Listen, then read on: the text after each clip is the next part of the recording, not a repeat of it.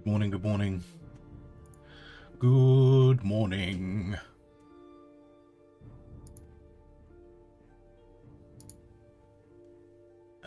Oh, that's why that screen didn't look right. Sweet. Oh, hi. Hi. Why does this keep coming up? Also, why does it keep coming up on screen? Just go away.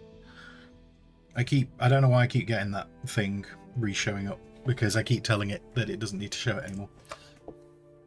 But yeah, Glowing Boar, how you doing? How's it going? I am not 100% sure on what we're going to do today. We're going to do something, just I'm not 100% sure what it will be.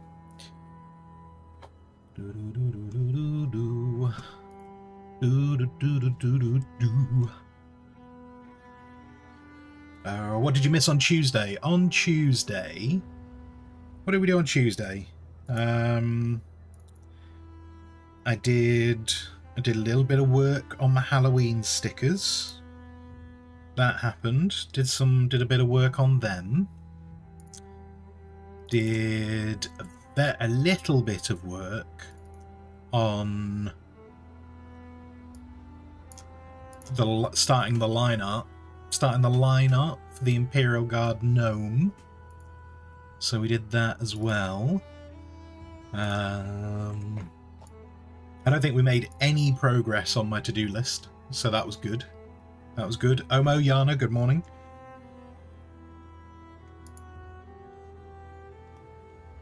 So yeah, did a little bit of work of starting to put this guy together. And yeah, did a bit of work on these. And also, I decided that I'm probably going to redo this. I'm not entirely happy with all of that. But yeah, we did that and did some shadows on that. The idea being, I would love to get these things ready to a point where I could actually have some stickers for Halloween. That would be the long-term goal. So yeah, so that's what we did on Tuesday. And then what else did we do on Tuesday? We talked about... Then we just talked a little bit about TV. So yeah, that's that really. You weren't here because you actually slept through the night. Outrageous. Outrageous. How dare you? How dare you sleep through my stream? That's good though. That's good if you got sleep. You must have needed it then.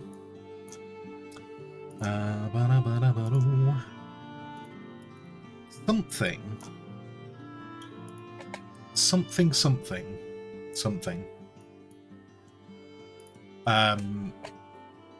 Something that I was thinking about this morning was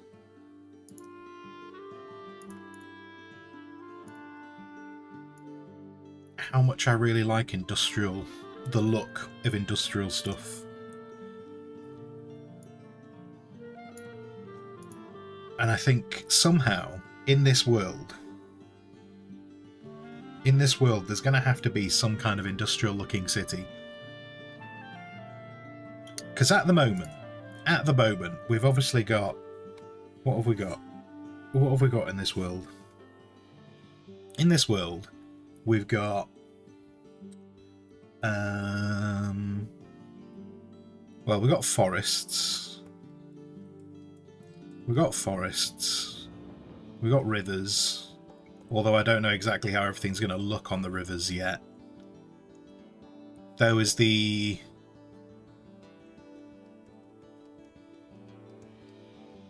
Volcano Forge town, or city rather, though I've not really talked to you guys about that yet. But there's going to be a forge city built kind of around a, basically it's going to be like a managed volcano. But anyway, so that's there. We've got the like river towns.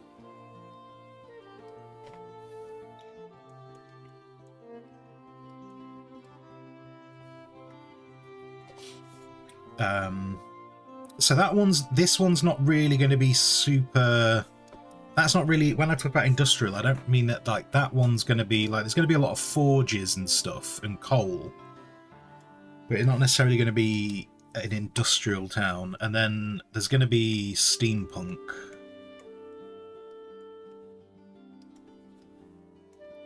There's going to be steampunk as well, because I like steampunk. Which means there will be a city. There'll be a city that will be heavily influenced by steampunk, and that might scratch the itch. That might scratch the itch. Is that one?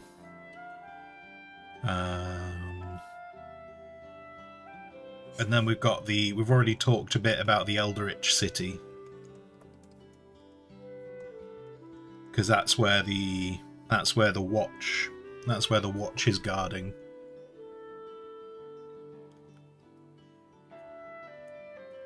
And then the elves.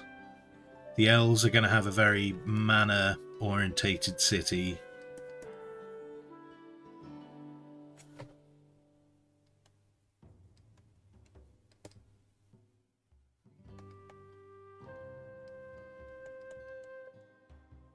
There's going to be various farm villages, because, you know, that's going to take up most of the space in between all these things. Oh, wait, and then there's, like, the dwarf... or the Dali...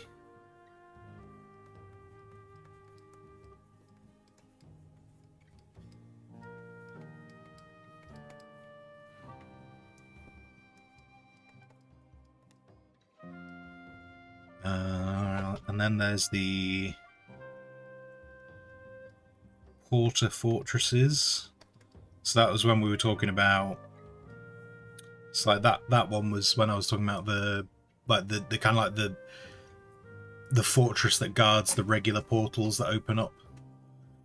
But yeah, kind of like.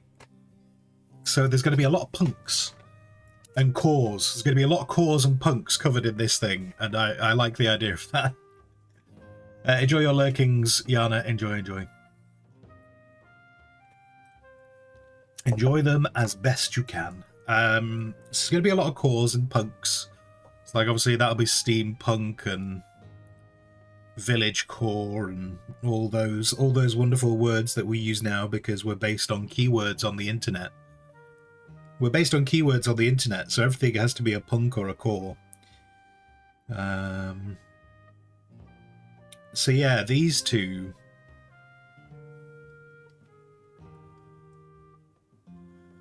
Maybe these two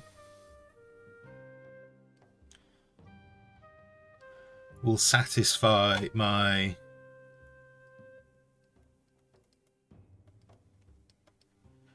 industrial core. Oh, yeah, and frontier towns.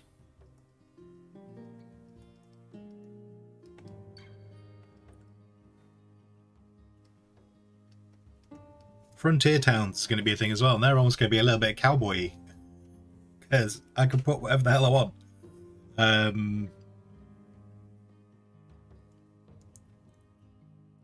Yeah, but I was thinking about that today. I saw someone who had some artwork as like a print, and the print was basically, it was entitled Refinery, and so it just had, like, you know, lots of like pipes and stacks and things dropping off fuel and stuff. And I was looking at it going, I love this stuff. I can't tell you why. I don't know why, but I do. But what that does not factor into really is much of this. Doesn't factor into much of this at all, really, does it? The other thing I was thinking about was,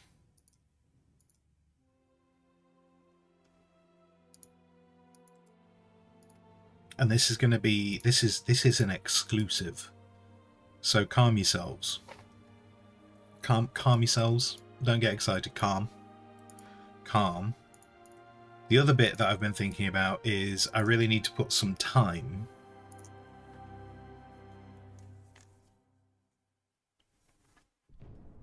into transitioning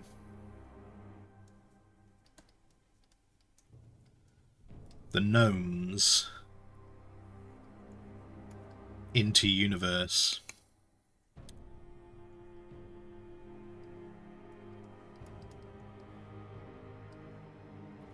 Now you might go, surely they're already in universe. Surely they're already in universe because this is where the universe started. And that's kind of true. But things have changed. And what I need to happen is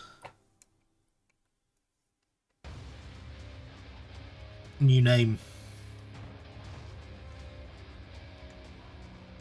Essentially, what I think is going to happen is the gnomes on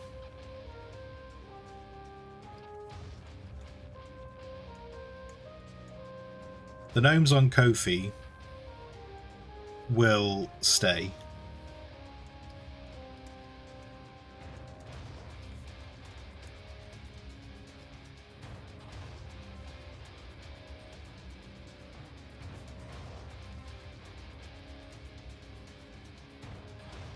Stays their own thing.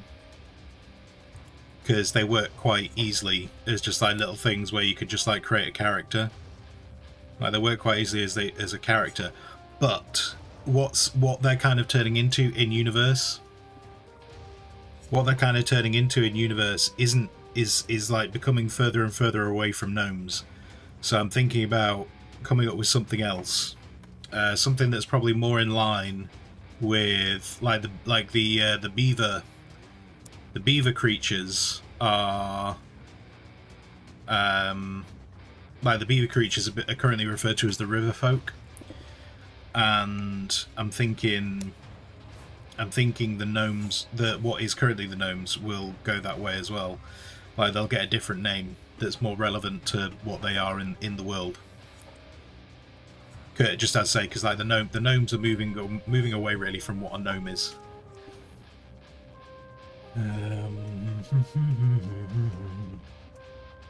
Good morning, Manna. Good morning. Good morning. You got work today? Wait, you got work today as well? Got an extra day off this week though. Oh right, okay. So you got a day off later in the week. Am I going with names have power?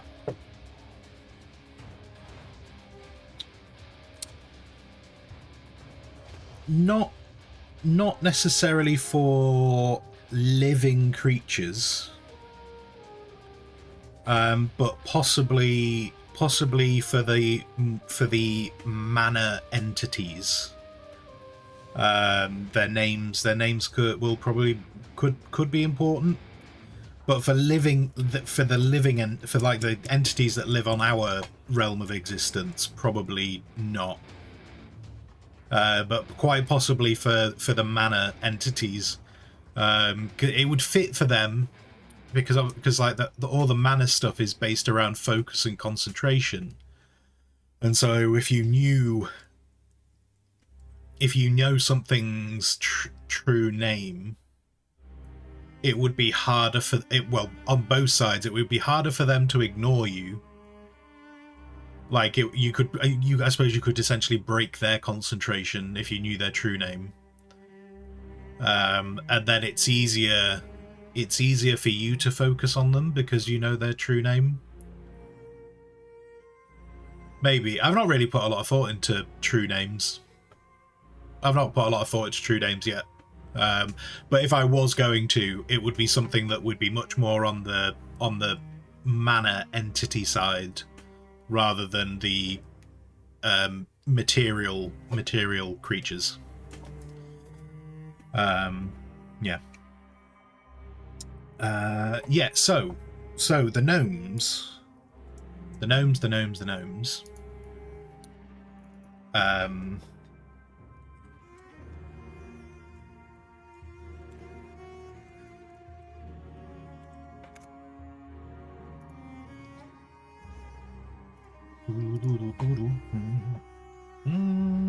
Go away, go away.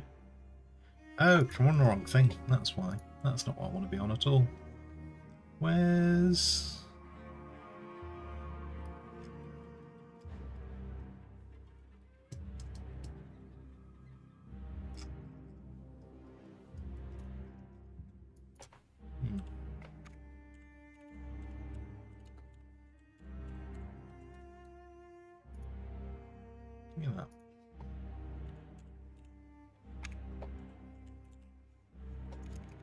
Oh, if I could type, that would help.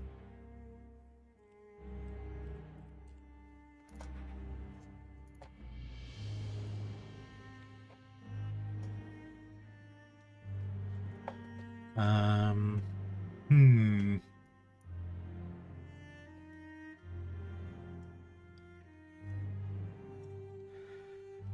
Yeah, I mean, the whole of today is not going to be about this. This is literally just me trying to have a think about things. Not that we're going to focus on this. We'll do some more. We'll do some more regular art as soon as I've just got this out of my brain. I might just throw down some ideas and then move on to something else.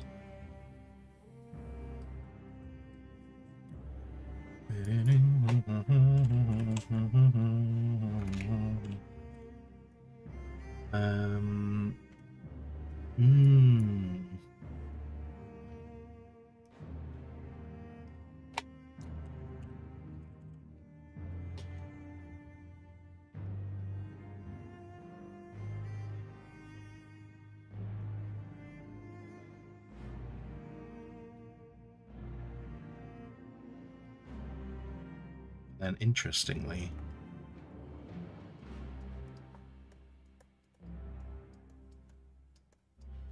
okay, and then let me just put that in there. So, because at the moment we've got like the beavers. Essentially, I'm thinking about what I might do for some naming conventions.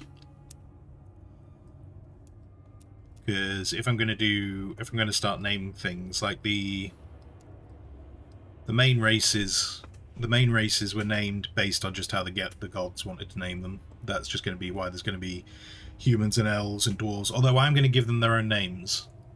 Like I've already kind of said that I think I'm going to call the dwarves are probably going to be called the Dali, D-A-L-I, which is why their main city is called Dalinor. Yeah, and then the beavers.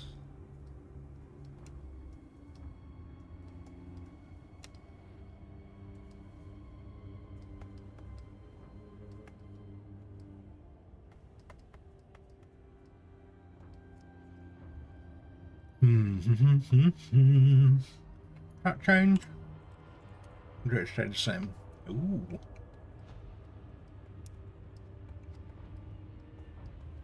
Okay. Okay.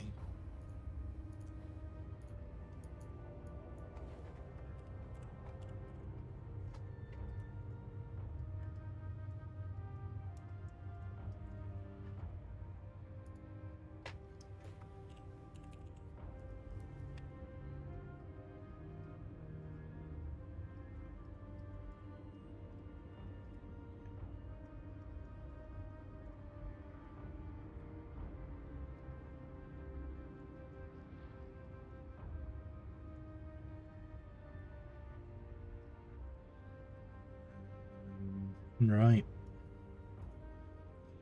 Right. That's some ideas I can throw around my brain for a bit. Thumbs, good morning, Thumbs. How you doing, Thumbs? How's it going?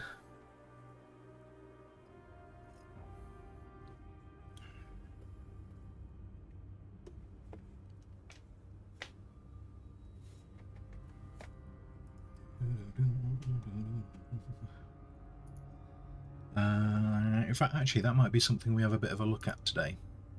Maybe that's given me my inspiration on what we might look at today. If I can remember where I've put them. If I can remember where I've put them. Where did I put them? Where did you go? Where did you come from? Cotton Eye Joe. Did I put you in here? Oh, I did. I did put you in here. Okay.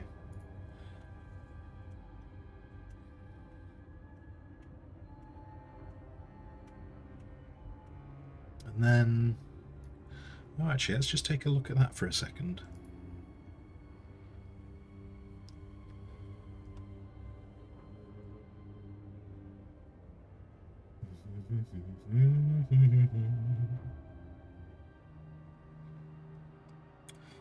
Yeah, because I had... So I was putting together a spreadsheet of this just so it was going to be a bit easier to organise. Which actually meant some of this changes round. Oh, have we just gone into ads? Tell you what, I don't always remember to do it, but there you go. There's an ad goblin for now.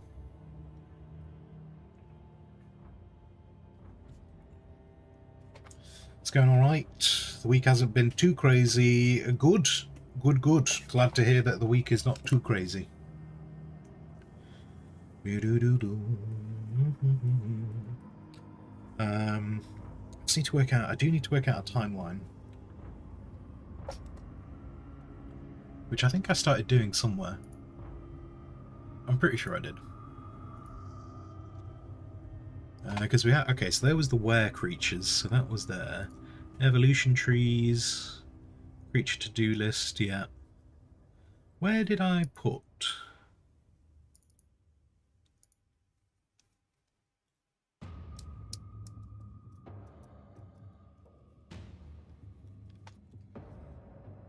Oh wait, that, hang on. Hang on.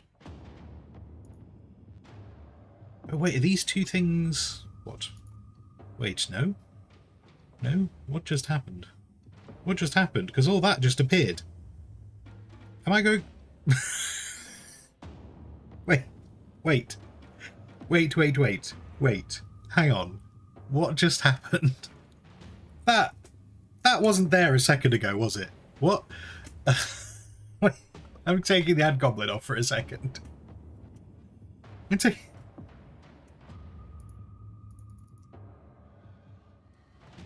Am I going nuts? Am I going nuts? Did that not just appear? Oh, no, I see what's happened now. I see what's happened. There we go. That's why. That confused the hell out of me. I hit the wrong button. I hit the wrong button, and I was so confused by what just happened. Right, so this was a separate page, and I put it as an insert inadvertently on another page. Tell you what, let's get rid of that for now, and the to-do list can stay there. Halloween stickers. Tell you what, if we do some work on the Halloween stickers, we'll come back to them. Don't know what it thinks I've done differently. I've not done anything with it. And then that, do you know what? That was just to get it out of my brain. I don't actually need that. I'll remember that. And then, yeah, so gnomes might get a new name.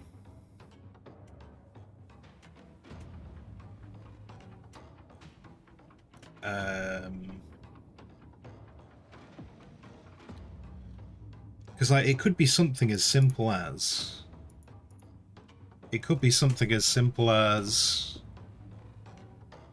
like if I did that, if I called them the Saltmus. Saltmus would be forest mouse. And then the river folk.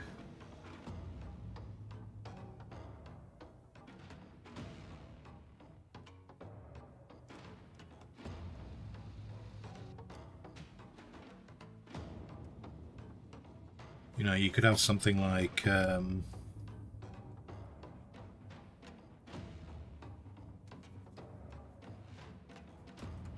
Flagaris. Although I really do like that word. That just seems like a really solid word.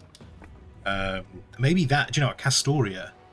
Castoria feels like that could be a city, couldn't it? Like maybe like a main trading hub. The main trading hub of Castoria, where the Flagaris are. Might go with that. But yeah, so gnomes, we might be the gnome name might be retiring from the universe and possibly replaced with the Saltmus. That's not a definite. I'm not dead set on that name. Just this is where my brain's going in terms of trying to create them a different name, just because I'm trying to go down the route of them being more of an elevated mouse race. So on that basis, they're not really gnomes, and so on that basis, I feel like they should have a separate name. Part of what kind of, well, I've kind of thought about it for a while. ever since I've been thinking about, do I want to call like the dwarves and the elves and stuff different names? Ever since I've been thinking about that, I've thought about the same for the gnomes. And then there was actually someone who, this obviously wasn't their intention, but there was someone who came in to chat a few, probably like over a month ago, and they were kind of there talking, and I was talking about the gnomes, and they were like, they're going, what the hell kind of gnomes are these? I don't think they were trying to say it in I don't think they were saying it in like a nasty way. I think they were just like, this is not a kind of gnome that I've heard of, and I was kind of like, well, these are the gnomes for my world, which they were perfectly happy with. But equally, I was there thinking, gnome, the name gnome conjures a certain image in people's minds, and so maybe I take the opportunity to move away from it. No, like long term, people will know they're kind of a variation of gnomes, but if I give them their own name, then I can be a bit freer to do what I want with them. Is what I'm thinking.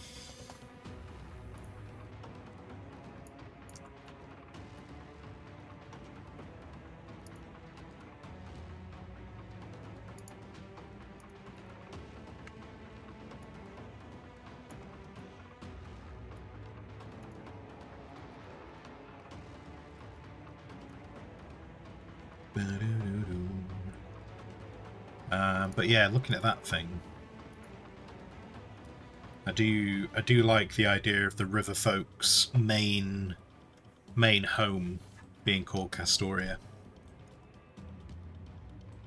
I think Castoria sounds like it could be a place. And obviously I appreciate anyone who speaks Latin. You know, anyone who can read Latin will know that it's just the word for beavers. But don't worry about it. Have you thought of it like that? Just don't worry about it.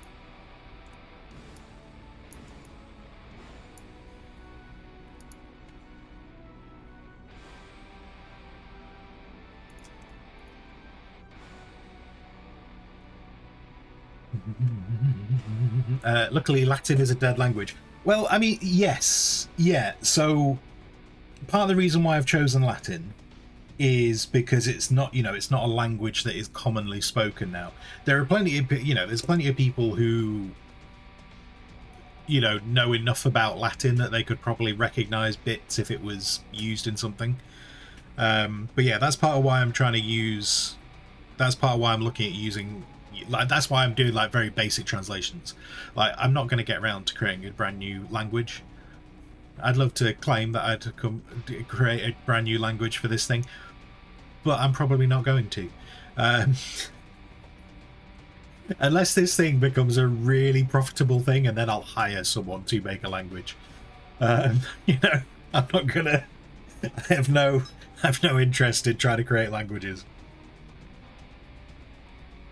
I struggle enough with real world languages, let alone other ones. So, and the other thing I'm thinking is, if I use essentially bastardized Latin, then that also means if someone wants to create a character in this world, they have a way of doing it. They're able to do it in such a way that like the naming will fit. Like if they were to create a village or whatever, or a person, then if they know that I've just used bastardized Latin, and when I say bastardized, I mean that in all way, sense and form of it, because I'm literally using the Google Translate, which I know is not super accurate, and that kind of works in my favor because I don't want it to just be just straight Latin. But yeah, the language part of this stuff is not as important to me. I mean, it's nice for it not just to all be in English.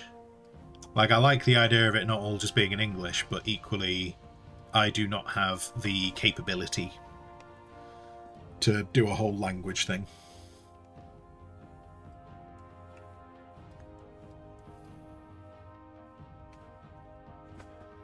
So there you go. Right, so the river folk.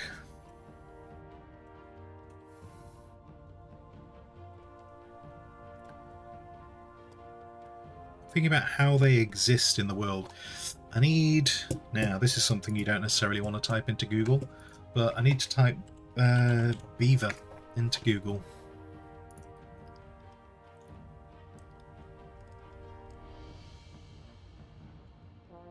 Look, there's some one of the first results. That's not gonna upset people at all, is it? One of the first results in the image search is a beaver trapper. So it's just a skinned beaver. It's just a skinned beaver on like a drying rack.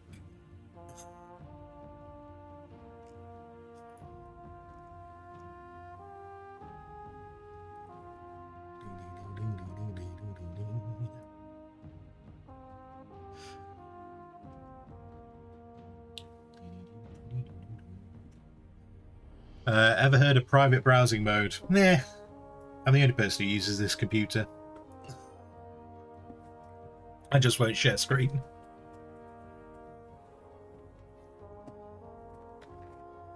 Also, I think safe search is probably the one that I'd want if I was sharing screen, isn't it? Safe search rather than private browsing.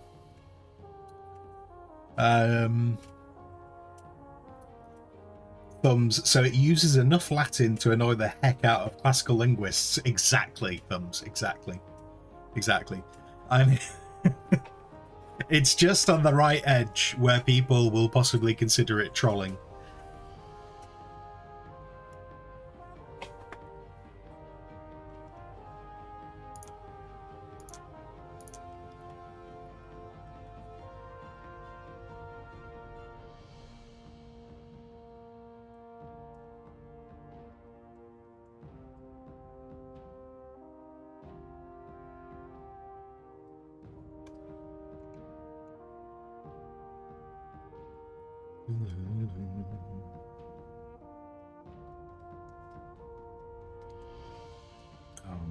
Oh man, for anyone who's not on the Discord, I was really organised.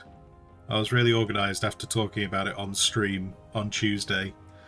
I can't even remember how it came up on Tuesday, but it came up on Tuesday. I was talking about needing to file my taxes.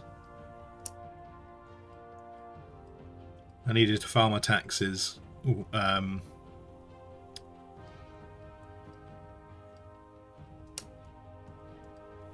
Because then it would give me a good idea of how much money I actually have. Now, for anyone who's not in the UK, so I don't know how it works in whatever country you're in, but we have a long time to file our taxes. We can file them. It's like January the 31st. Is like the last moment you can file taxes for the previous tax year. So you got a long time. But I'm also aware that if I'd have used that long time, I'd have forgotten. I'd have forgotten and got to about 10 o'clock at night on the 31st and gone, oh my god, I've not done that thing. So I decided to... And also, I had a bunch of money set aside for taxes. And I was like, I can't use that money for anything. Because I need to make sure that that is available for any taxes that might come up. It was what the worst bit was, I was kind of like, there was part of my brain going, you've set aside way more money than you needed to for taxes. And I was like, yeah, but I'd rather do that than get caught out, you know, find out that I'd not set enough aside and then not have enough money to pay the taxes. But then equally, that made me there going, damn, I need to do certain things, and if I could use that money, I could get those things where I need them to be. And I know I don't need it all for taxes, but I'm trying to be. But I'm, you know, I always err on the side of caution with that kind of thing. So I was leaving it. So I decided anyway. So I did my taxes on Tuesday for last year's stuff, and that's great because it means I just don't have to worry about it anymore. You know, unless they decide to investigate me. Then obviously I'll worry about it quite a lot. But until then, my taxes are done, and I feel it makes me feel accomplished because it's out the way for another year.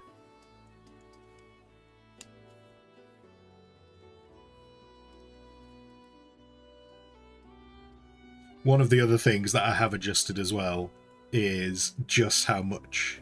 So like trying to plan out this year's budgeting. I don't know how many people budget. I used to work with a lot of people who didn't budget at all, and it used to like break my brain how much people didn't budget. Like I used to know a lot of people, and to clarify, we were in like relative, you know, we were in pretty well-paying jobs for where we were. And like so many people that I used to work with used to work on the basis of I just spend until the bank account's empty. To which I was just like, how, why would you do that? Why would you do, why? Like, it's not like we don't earn reasonable money. Like, and I'm talking about people that I was friends with. So like, I knew their lives. I didn't know exactly their outgoings, but I had a good indication by knowing enough about their lives. And I was like, what, you don't budget? And they were like, no, there's no point. Just do it until the bank account's empty. And I was like, oh, I don't like this. I don't like this at all. I have to budget. I find something comforting in budgeting. I really do. Budgeting comforts me because it means, because I know where it's all going. So yeah, so when I say I don't know how weird it is to budget, I mean that just coming from a group of people who used to think that budgeting was weird. But I like budgeting. Anyway, so one of the other things for doing my taxes was it means I can slightly alter how I'm going to budget the rest of this year. Because one thing I did realise was I was putting aside way too much money for taxes. To cover everything. So like taxes and national insurance, I was putting far too much money aside to cover it. Like I could be a little bit freer with how much I was putting aside. So that was another bit that was good, because it meant I'd done my taxes, saw everything that was going on, and now I've got a better idea of how much I need to put aside this year.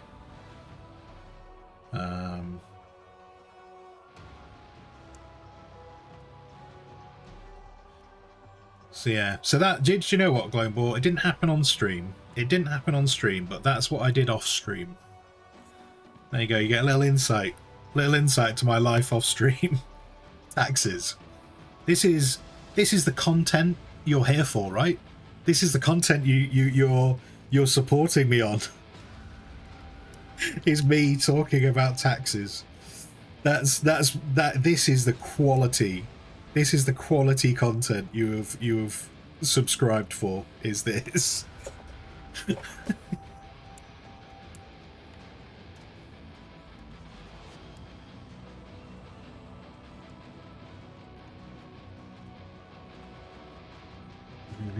What's a budget? Oh, don't do this to me, Glowing Ball. Right, I need you to understand now. If you want me to talk about budgets, I don't think you understand. I enjoy talking about budgets. I enjoy talking about budgets. It's like if you I don't know how much you're joking right now. I'm gonna take it that you're joking. But I like budgets. I like planning out money.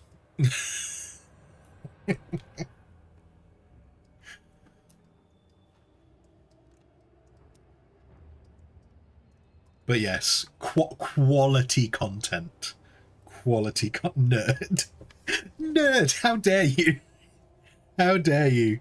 If I'm going to be nerdy about anything, it won't be the budget. It'll be Warhammer 40k and giant battle mechs. Not budgets.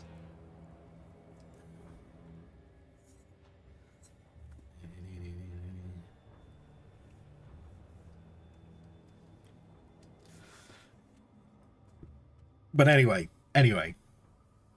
the good bit that's come from all this is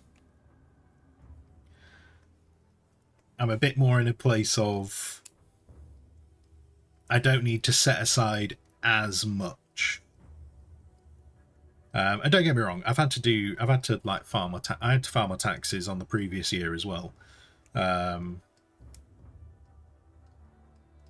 So like I've filed my taxes before, but on the previous year, I made so little money that like I was well aware that I was never going to have to pay taxes, so I didn't worry about it. So like in terms of like, you know, the money was there or the money wasn't there. Like I'd made, I think on like the previous year I'd made like £1,000, so there was no risk of no risk of having to pay taxes. So like the year that's just gone was like the first year that I've kind of been like, I definitely need to make sure I've got the money to do it.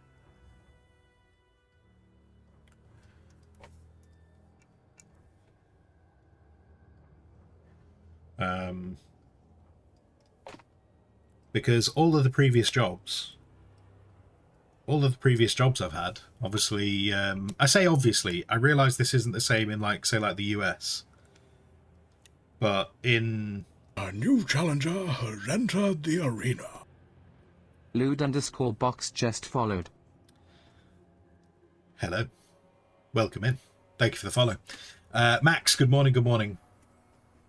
Like, obviously, all other previous jobs, my taxes were dealt with by them. So I never really... I knew what was going in and out, but it was very much from a... I know it's all taken care of, I'm just curious to see what's going in and out. This has been like the first year... This has been the first year where I've got to make sure I have this to do this.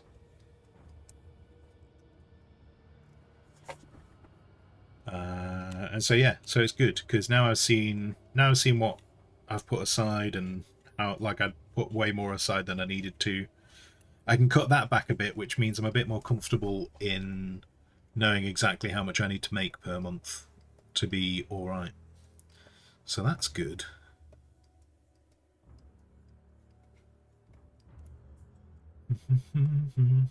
I don't really know what this line's about. I don't know why this line's here. In fact, I'm going to remove this line for now. I don't think that line needs to be there at all. And then, sorry, Glowmore, but Warhammer 40k nerdom is cool. Are you saying, right, 40k nerdom is cool. I'll accept that, because I could talk about 40k all day. But you're saying that doing your budget and being financially secure is not cool? This glowing ball right here is like along the same kind of lines of conversation I used to have in my old job. I'll tell you what, here you go.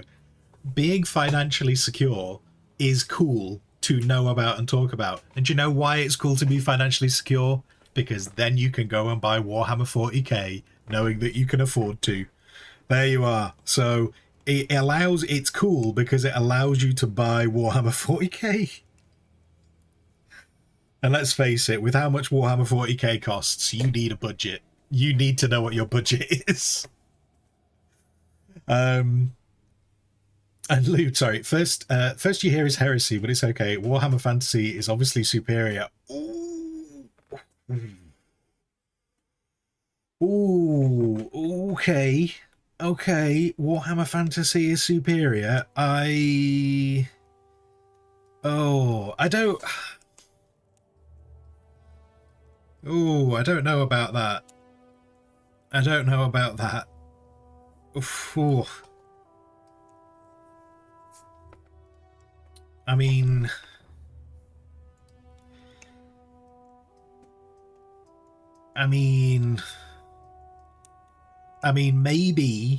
maybe... No, do you know, I was about to say, maybe if we go back far enough, maybe when Warhammer Fantasy was in Warhammer 40k, maybe we could argue that it was superior, but with it being its own thing that's completely separate, can it be superior? Can it really? Oh, I don't know. I don't know how to go with that one.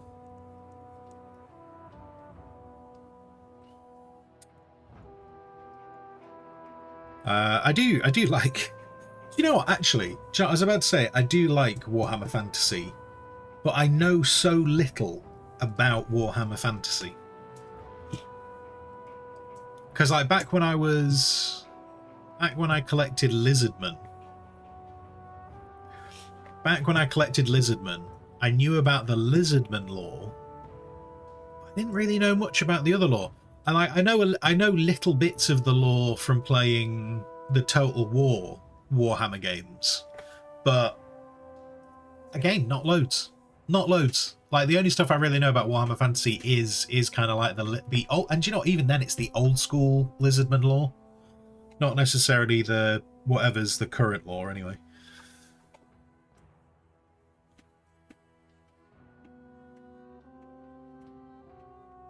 And then glowing board, don't trick me with your logical arguments.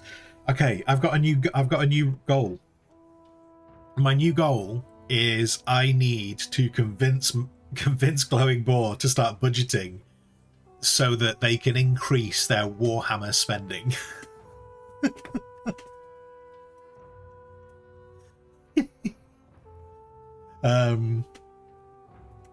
But yeah, anyway, 40k feels like Space Marine versus Smorks. Smorks is a good name.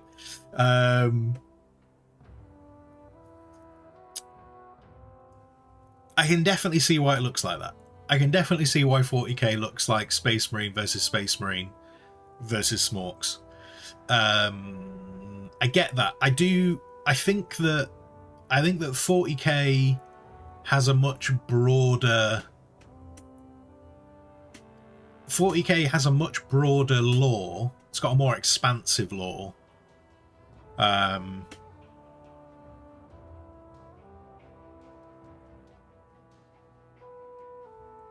I suppose I did have Space Marines for a bit, but Space Marines are not my favourite part of 40k.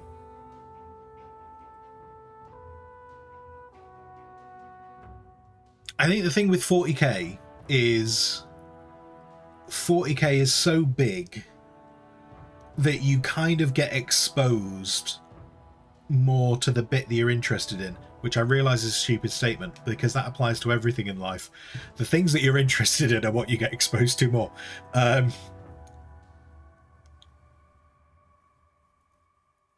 But I can see if you're someone who's not super interested in 40k, I get why it would look like it's just Space Marines, more and more Space Marines. Whereas for me, like, I really like the Imperial Guard and I like the Inquisition. So I see a different side to it. Though what I would say is I do completely appreciate with 40k that, like, people who are into the Eldari and people who are into some of, like, the older races do get a bit screwed over. Because there is a lot of Space Marine stuff. Like, well, fortunately, there's a lot of Space Marine stuff because that's what makes them their money. Yeah.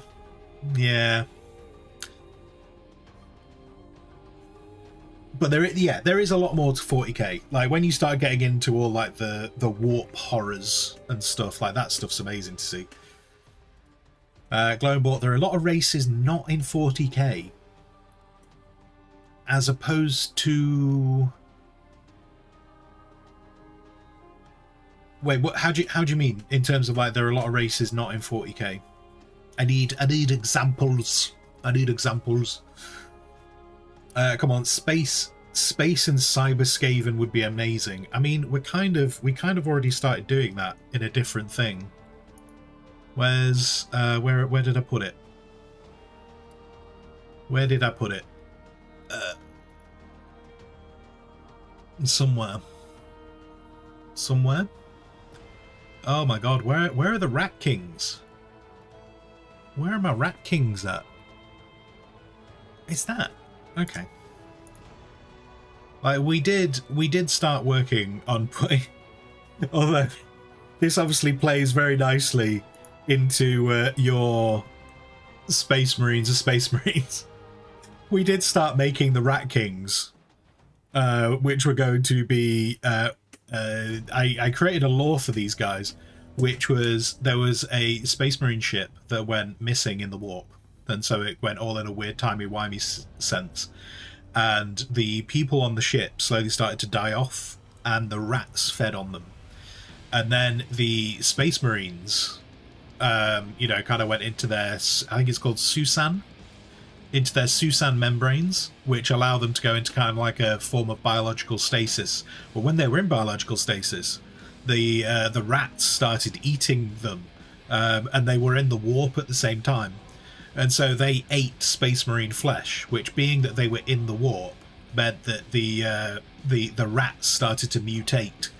And so the rats ended up started taking over the spaceship that they were on, and they started to take on some of the stuff and trying to make it work. And then there was a whole thing. There was a whole thing where they're actually, because they were in the warp, they needed to find a new power source, and they essentially we're bringing in warp stone. We're going to get warp stone involved in this thing somehow. I can't remember it. I wrote it down somewhere. It was written down somewhere. Where so then we had Space Marine Skaven. I appreciate these are not Cyber Skaven. I appreciate these are not the Cyber Skaven you're after. At some point, I will draw Cyber Skaven. So something that is separate to the to my Rat Kings will, and then so the reason why they were called the Rat Kings is because that's in reference to like in the sewers when all the rats sleep together and their tails get all stuck and tangled together and they move around as one giant mass.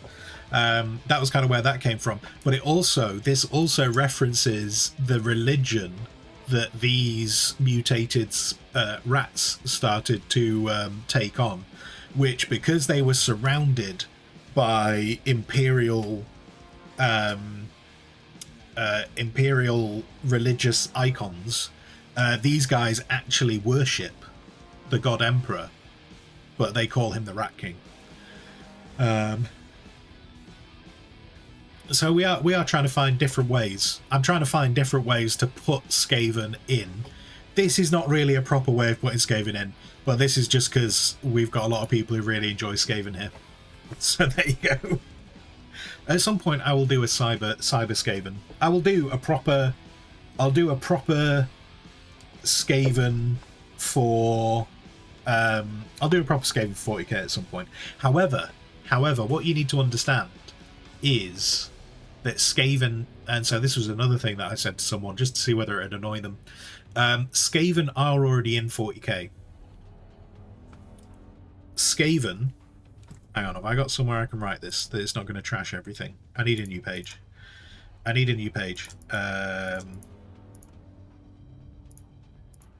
alright, we're going to get this sorted. Do.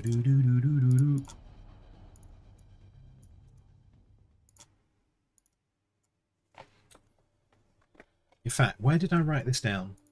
Let's see. This is going to become bearded canon now. As soon as I figure out where I put it.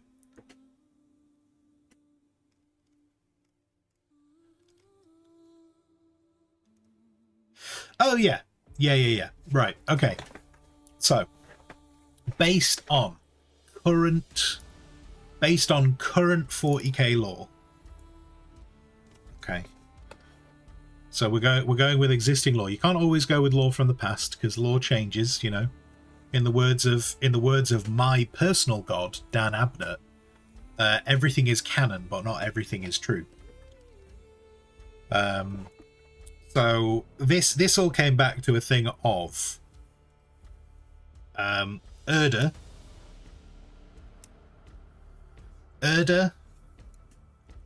translates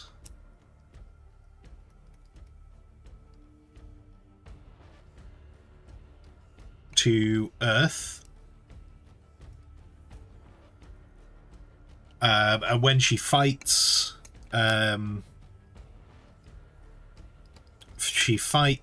in triple form. Also, apologies to anyone who turned up today wanting to see artwork. Urda is the female.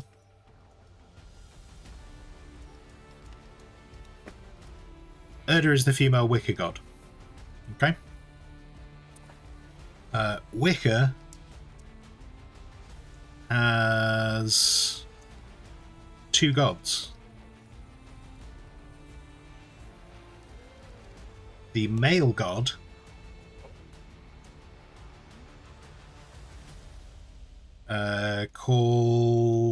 the male god is called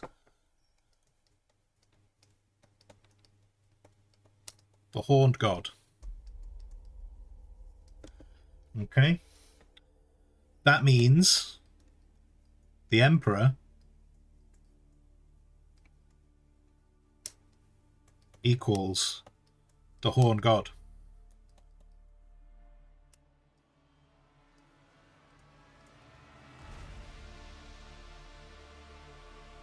And we all know that the Emperor is the god of humanity.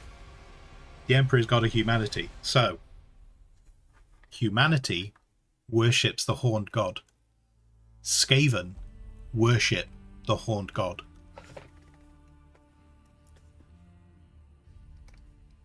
Exhibit A.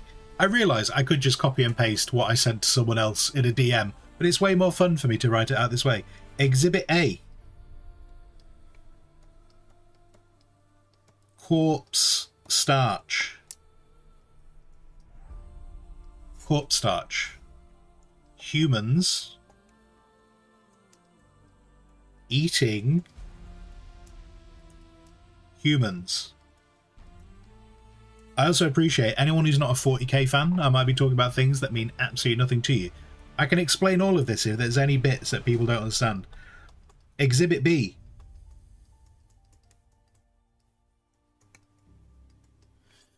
Exhibit B is the Imperial Guard.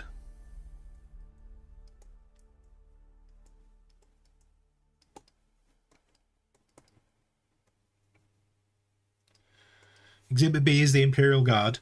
And that is, the Imperial Guard is humans. Oh, hang on. Humans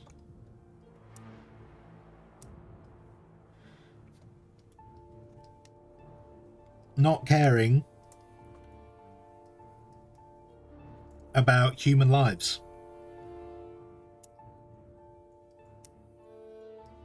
So, what can we take from all of this? What can we take from all of this? Humans are Skaven. Humans are the Skaven of the 40k world. This, I think this was a shower thought. I think this came to me when I was taking a shower one day. I think about the most important things. Like, I could be, you know, trying to figure out world peace and all that kind of stuff. But instead, I think about this. And I think about the fact that actually humans are Skaven in 40k. They spread across the galaxy in ships, going to places where they don't want to go, and they just consume things in their path. Also, Little Bit, good morning. Good morning, Little Bit.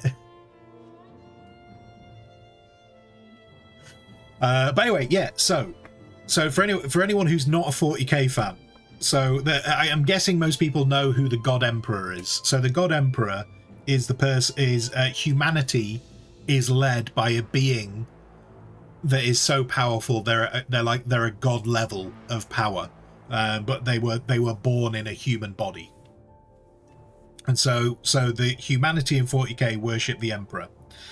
The Emperor kind of had a relationship with Urda, who was also a very powerful being, and she worked with him to create the Space Marines and the Primarchs.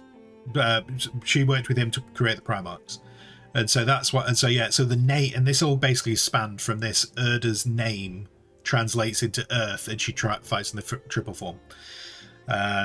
And then Exhibit A, so corpse starch, because there are so many people, because there is like rats, there is so many people in the 40k universe that the only way they could, then in a lot of the poorer areas, the only way they can feed them is by collecting the dead, breaking down the dead into like their base nutrients, and they turn them into a thing called corpse starch, which is a really cheap food that basically comes in tins. So like the poor will eat corpse starch, and sometimes the Imperial Guard will, as well, as like an emergency ration. And then the Imperial Guard is their main fighting force of just regular humans, and they get hurled. They get hurled at the enemy on the basis of, they get hurled on the enemy of, they will just overpower and swarm the enemy. And that's how the Imperial Guard will defeat a lot of enemies. Even to the degree of the more pompous generals, like some Imperial Guard do love their people, not many, but like a lot of generals and stuff will quite happily bombard an Imperial Guard position with artillery if they think they're going to kill some of the enemy. So they don't care about human lives. And much like the Skaven don't care if they fire upon other Skaven. Skaven will eat other Skaven. And so that's where this all comes to. But yes, humans are Skaven. Oh dear. Yana, enjoy. Thank you very much for dropping by. Enjoy your day. I hope it all comes together delightfully. Oh no, I've just remembered. Shit. I've done. Do you know what? I keep forgetting to do this. Hang on. It's all right. We're only we're an hour in. Oh god. It's okay. No one's spoken on YouTube. No one's spoken on YouTube. It's fine. Just need to get the chat turned off on YouTube. I completely forgot. There you go. Right. Is that turned off now? Are you turned off now? Yeah. Yeah, it's turned off now. It's all good. Oh, anyway. So yeah. So there you go. There you go. That's but anyway, sorry, yeah, Glowing Bot. Warhammer Fantasy Races didn't make it to 40k. Well, I mean, if you go into really old lore, Glowing Ball, which the lore's not necessarily been removed, it's just not spoken about anymore. But in really old Warhammer lore, the Warhammer world was in the 40k universe. In the 40k universe, the I can't remember exactly where it was, you know. I can't remember exactly where it was, but in really old lore, the Warhammer world was where the old ones from the so the War in Heaven.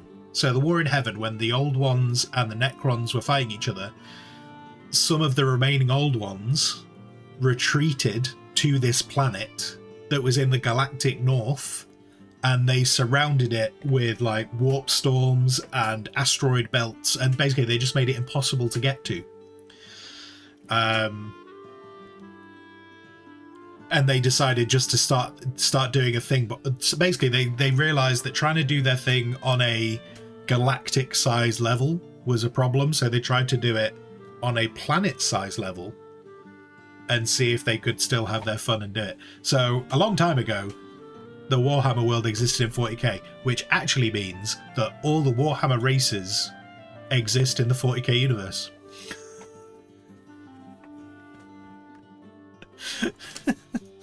There you go. Though they haven't spoken about that for many years. I don't know if it's actually been officially retconned that it doesn't exist anymore, but I know it's not really talked about anymore. And I can't remember if so. Like at the top, at the polar north of the Warhammer 40, the Warhammer Fantasy world, at the polar north, they had a warp gate, which obviously that warp gate connected to the rest of the 40k universe. So I don't know if that means if they intentionally collapsed that warp gate or not to cut themselves off, or whether they were being followed. I don't know. Anyway, but yeah. You know, there was Skaven concept art for Warhammer 40k as part of the HUD. Yeah. That was like 30 years ago. So there was... Yeah, there was an image. And I remember there being an image of like a... You had a bunch of creatures in it, like a group. And like there was one which was just like literally a cloak. It was literally a cloak on the floor. And you couldn't really see under the hood, but there was like some eyes. There was just some glowing eyes under the hood, and then it had like a really long rifle. I remember it had a really long rifle. I can't remember the image, but the image was cool as hell. And I think I can't remember if that's the one that became the HUD, or whether. I can't remember if that's the one that became the HUD, but I seem to remember that one being suggested that was potentially going to be the space Skaven, or would they be Spaven? Would they be Spaven? But yeah, I remember this guy being in that image, and then there was like a big dude, wasn't there? There was a big dude who was kind of stood at the back, who his shoulders came out right behind his. He had like no neck. He had no neck, and then he had big claw hands. He had big claw hands, and he was all furry.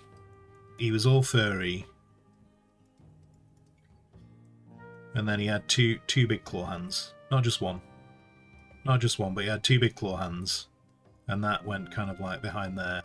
And I think he had some fangs. And I seem to remember he had some ears. I want to say he had ears, but I might be misremembering that. But yeah, we had him, and then they had kind of like, he had some eyes as well, because, you know, most things have eyes. And there was like a dude stood behind him, and then there was a Necron. I seem to remember there was a Necron, though I don't know. I don't think it was. I think this image was so old that it wasn't actually referred to as a Necron. I think it was a Chaos. I think at this point there was the image,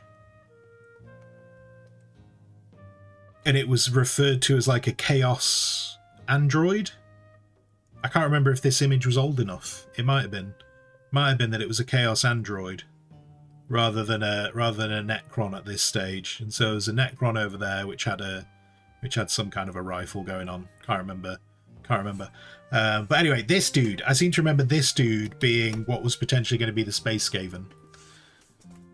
And there was some other guys. I seem to remember there was like another guy, and I think there was another guy. There was 5 or 6 guys in the image. You got the concept art down on your PC. There you go. In which case, you know which one I'm probably talking about.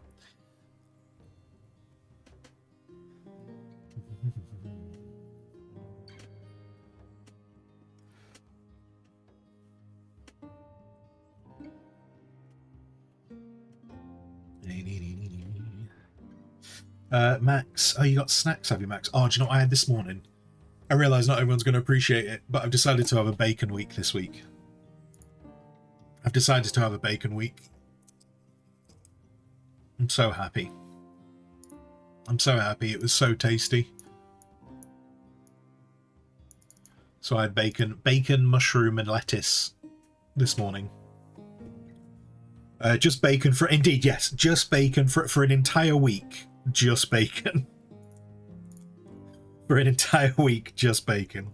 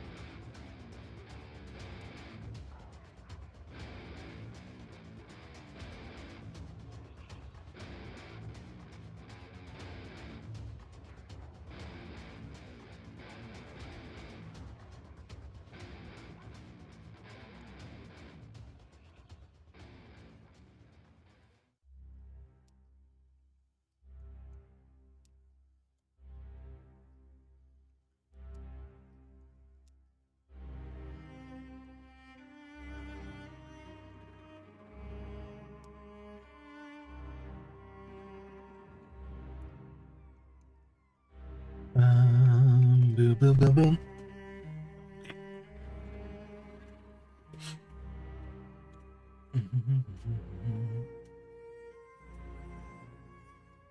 Thumbs smoked rind off. Smoked bacon. Smoked bacon. There was no rind. There was some fat on it, but no rind.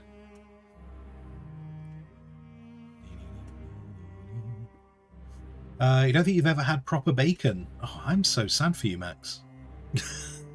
That's so sad.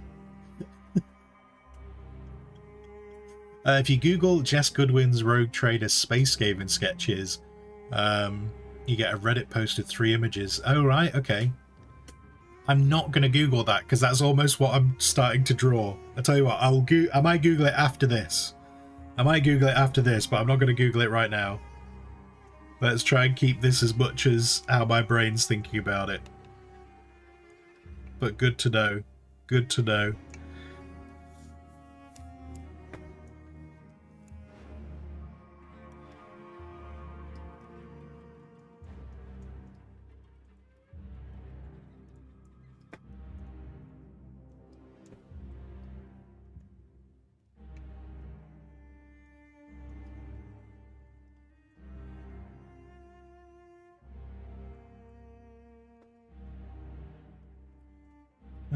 Why are you not being as scratchy as you were a moment ago? I don't know. I don't know, but and then we'll probably have, so if his head's coming down to there, probably have his shoulder.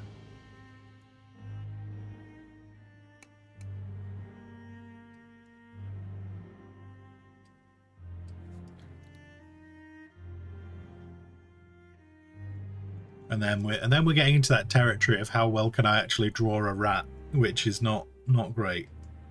Not great, but I suppose it doesn't have to be 100% accurate, does it? It is, after all, a space fantasy creature.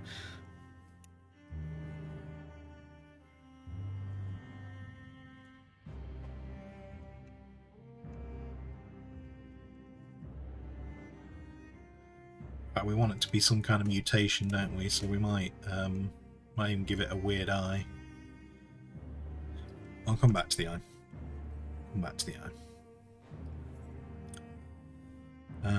So we've seen the arms there. Do.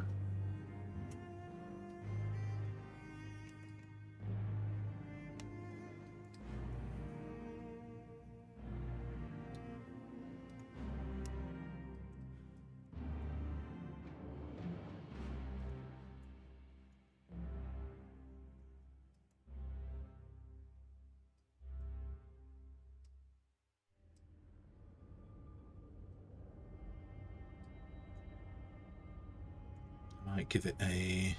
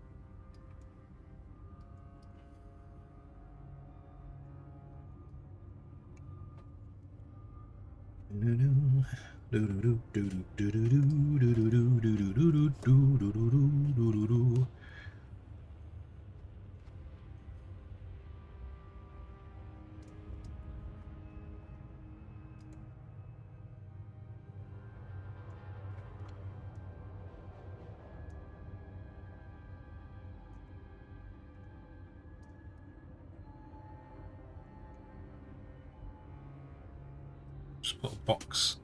This is not necessarily how this is going to look. I'm just trying to put a box in so I've got a rough idea where it'll sit across the body.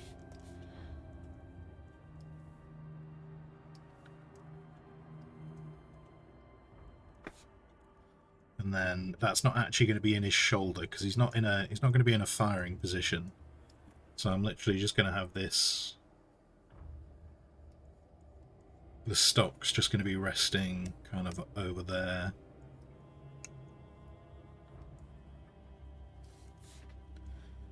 For the moment. But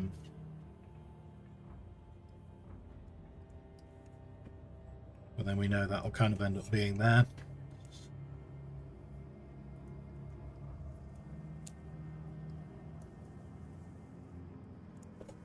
Whatever's going to happen.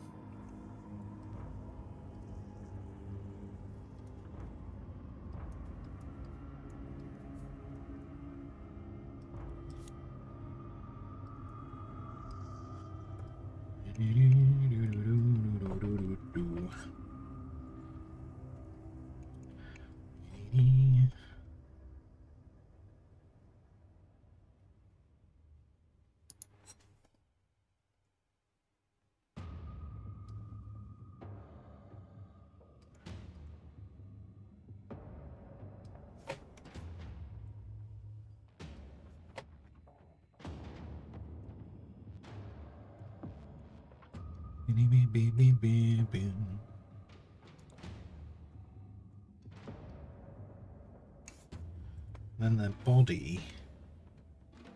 So if the head's there, the body's. I still like them to maintain some of the, like their.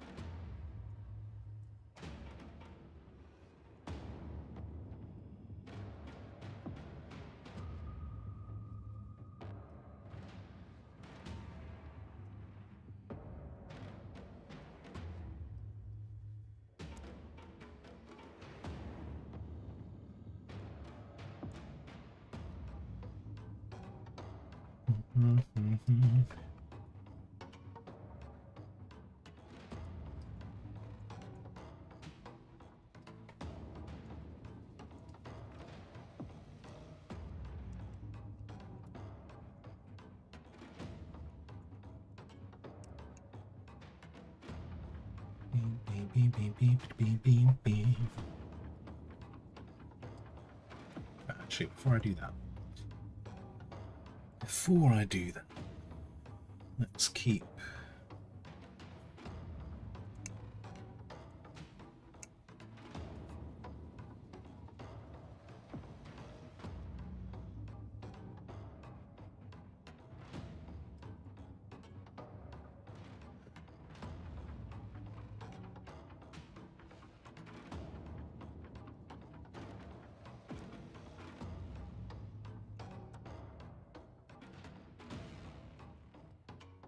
So let's get rid of that.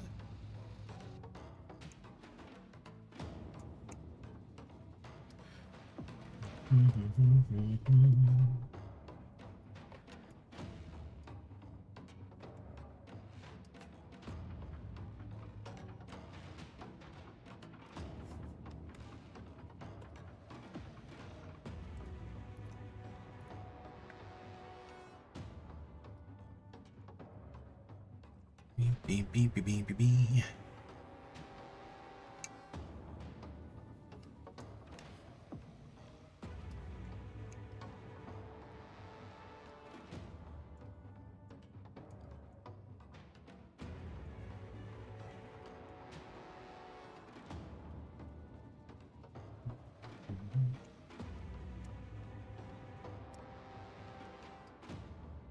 That leg's gonna be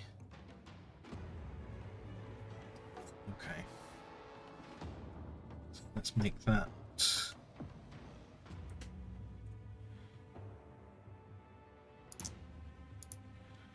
So then the cloak, or the cowl anyway. The cowl's gonna hide most of that.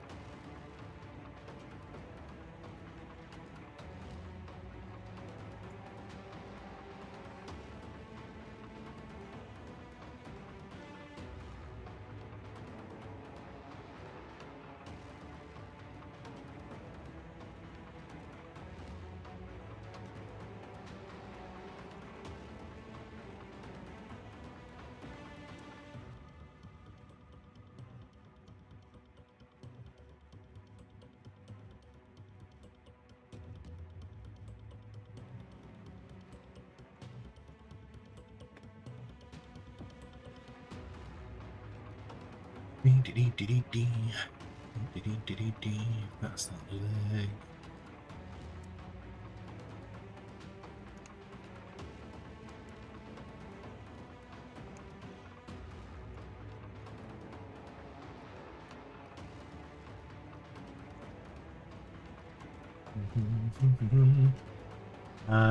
Oh shit, I had chat on pause. Do you know what? I kind of... there we go. Okay.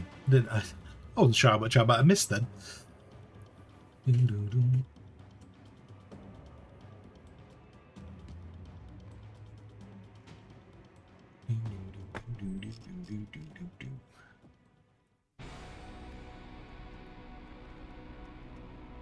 Sorry, I just saw you guys talking about Vintage Story.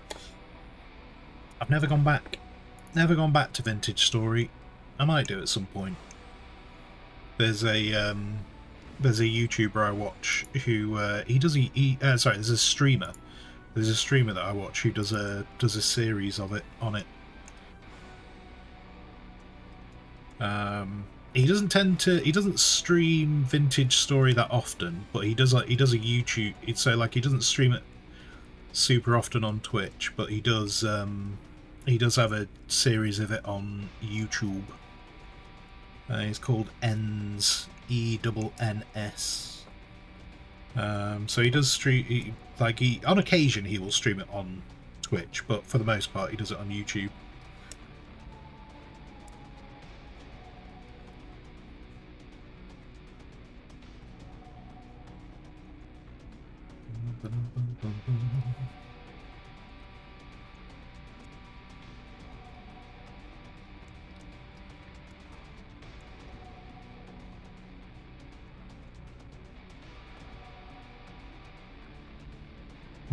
Actually, no. Nope. Let's bring that up to kind of the knee, and then it can hit the floor.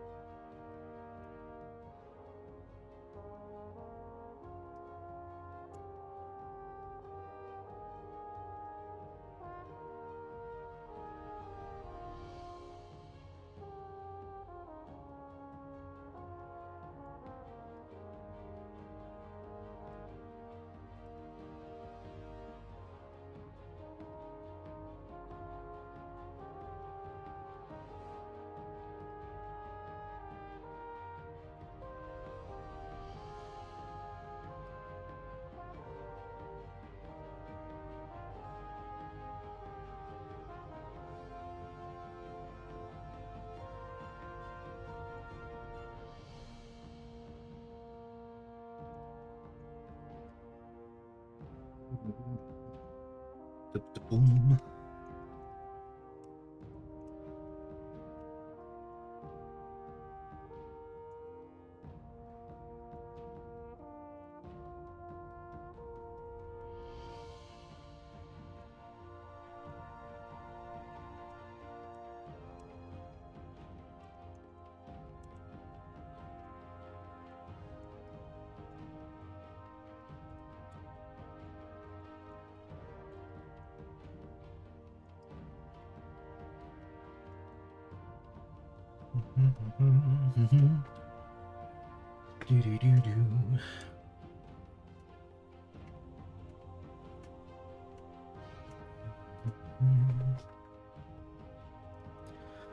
Enjoy your lurkings, Manor. Enjoy.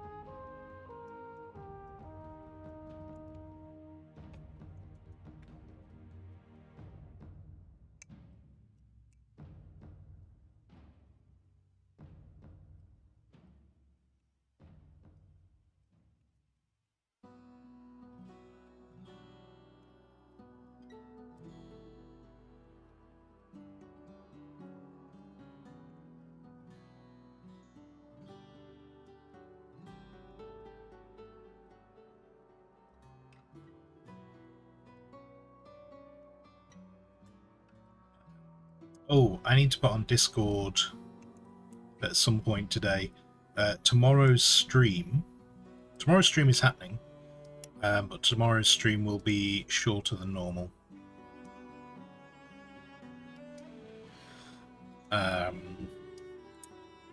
Because it's one of my nephew's birthdays, and well, I wasn't sure if we were going to do something on Saturday because it was the weekend, but we're doing something tomorrow.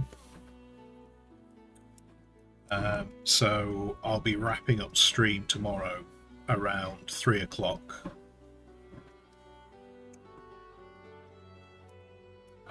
Because I need to leave here about 3:30. So yeah, just a slightly shorter stream tomorrow.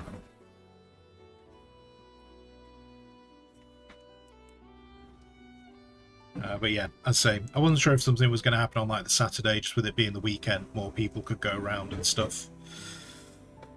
But you know, I also appreciate it's his birthday tomorrow, not Saturday, so that might confuse him. He's going to be 3, you know, so that might confuse him if they did it on the Saturday instead.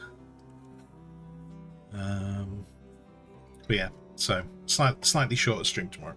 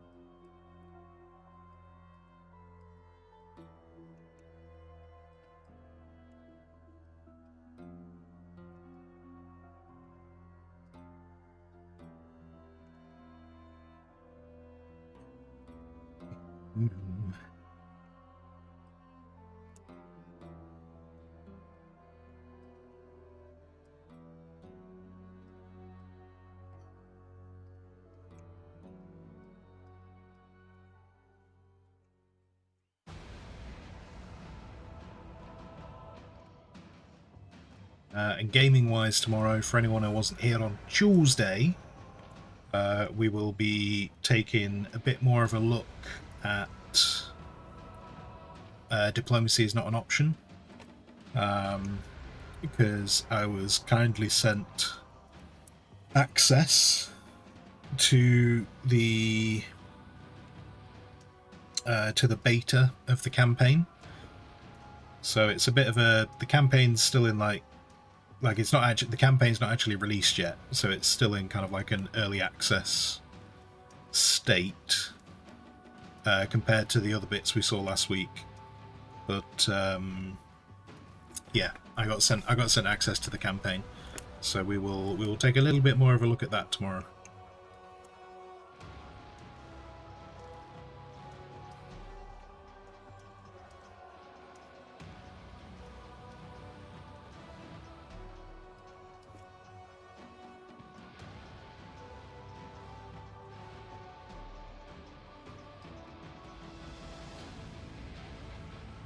That's cool.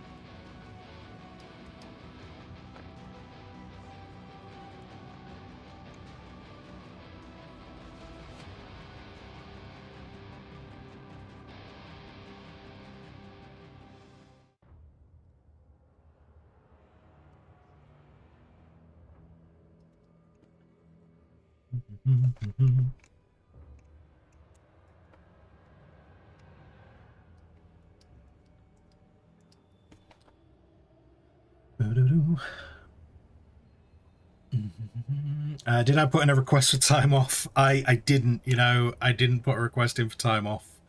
I mean, it's the crazy thing about this job, isn't it? I don't actually get any holiday time. So strictly speaking, the stream should never end. I'll submit a formal request with Jitterbug. I'm sure Jitterbug will approve it.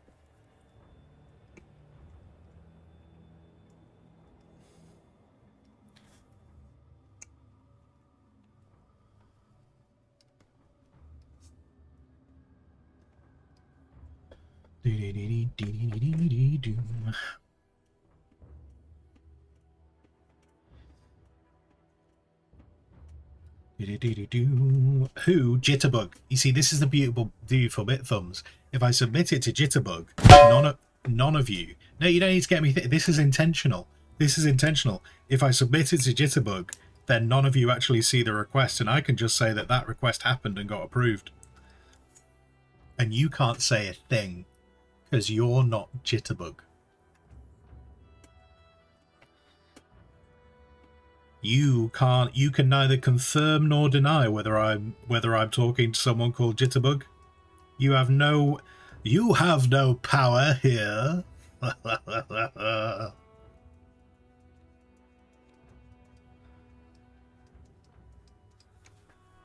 You think I fucked up? Didn't fuck up. I just used a name that people here would be familiar with, and they think I've submitted it to someone who exists. No, you know, most people won't realise that person doesn't exist anymore, but in my world, they do, because I need them to approve this thing. So it was an intentional thing. Ha! I'd pan you back, but I don't actually have the pan on a button. So I've got nothing.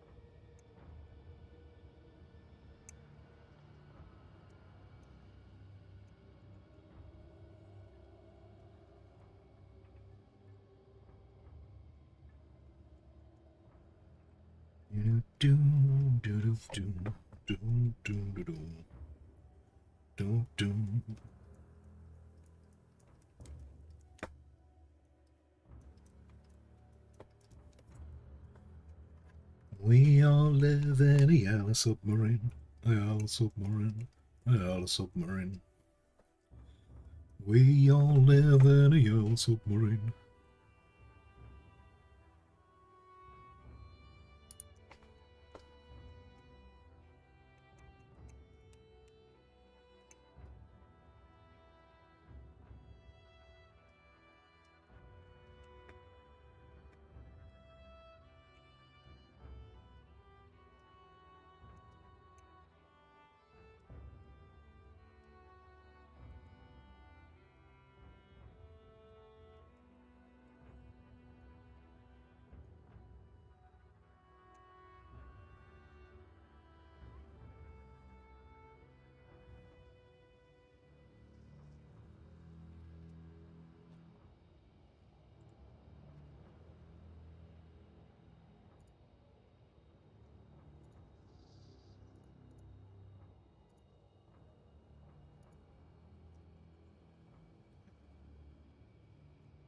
And then this one, this foot, I need a rat's foot.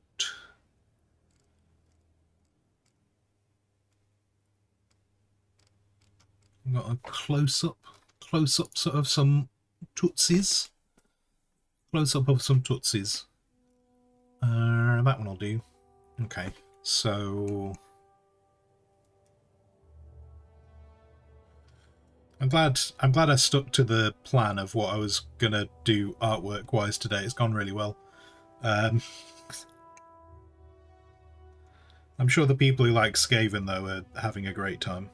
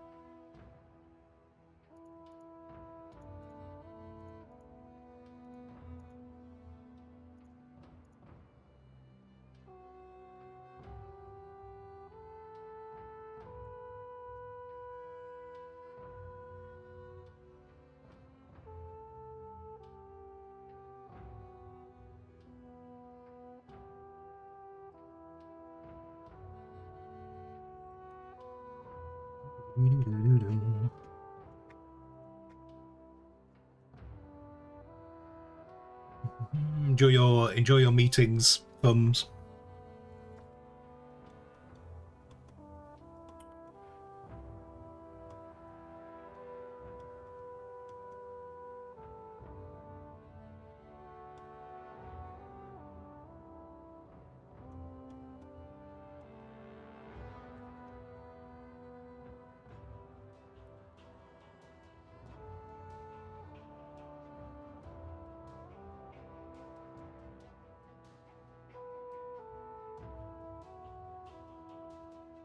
Did I do that? Where did I put that? Is it you? No, it's you. Okay. Okay.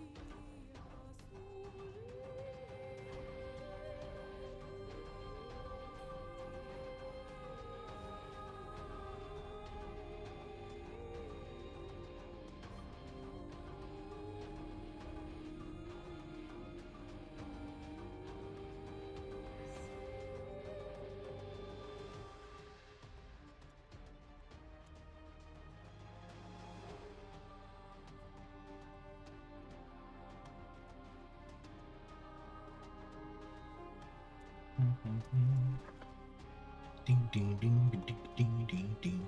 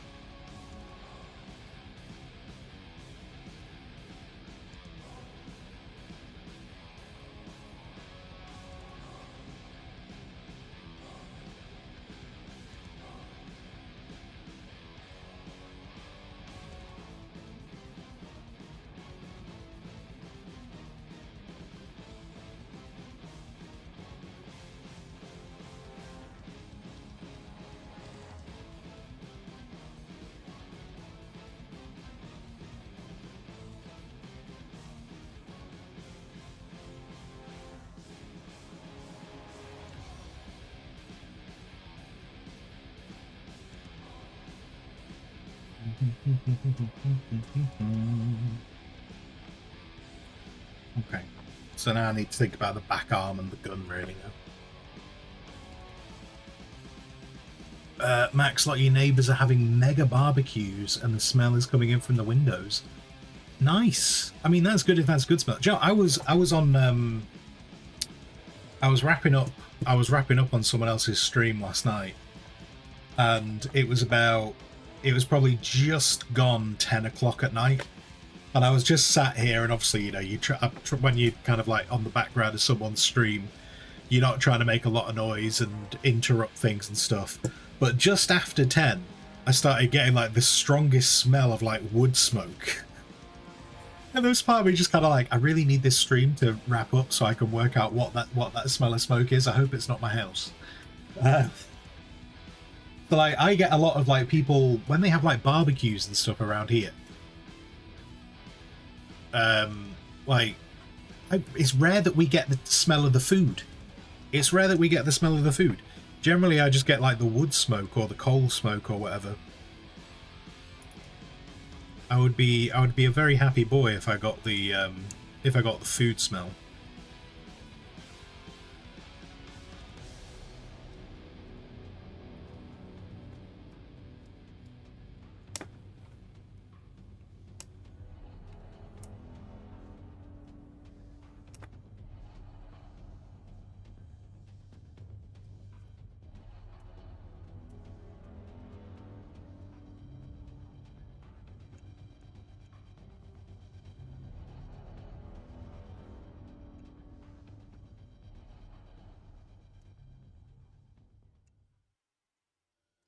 And then that gun stock's going to cover that up, isn't it?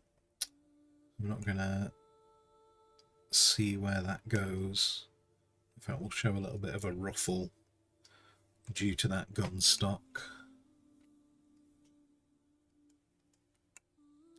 I suppose the only terrible thing though is if like they're cooking food that you want. It's a bit of a weird situation when you can smell food that other people are cooking, isn't it? Because if it's not food you want, then it's just annoying because you've just got a smell. You've just got a smell that's kind of irritating. But if it is food you want, that's still not good because then you're there thinking about that food.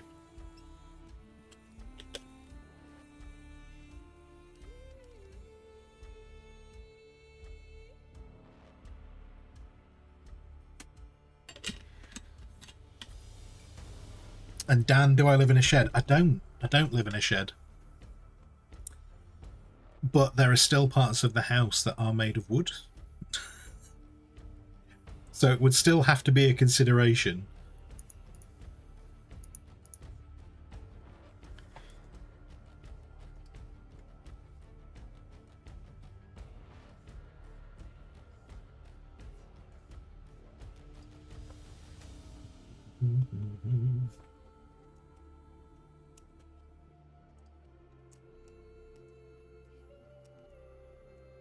Find the layer that these things are drawn on. Find the layer. Yeah, okay, so this is going to end up looking a bit more like that.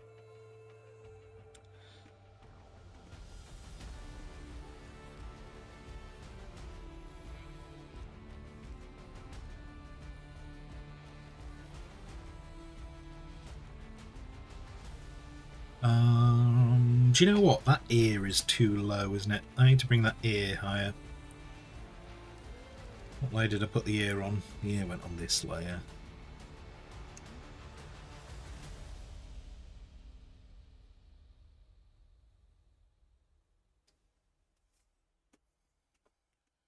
Don't know if that's going to work. No, it's not going to work. Let's try that again. Let's try that again. No, no, no, no, no, no. Give me the thing. Give me the thing. There we go. I was hoping it might just recognise what I was trying to do, but it didn't. The ear should be a bit more online with the kind of the top of the eye ish. So we'll do it more like there. That'll do. Do do do do do do do do do do do do. We'll bring the top of the hood coming over there. The ears there, so the back of the hood is there, which will bring. Actually, we'll bring the top of that because I don't really want to show. I want to show as little of him as possible. Have the rags covering more of him. So let's get rid of that bit. Have that bit. Yeah, do that a bit more like that.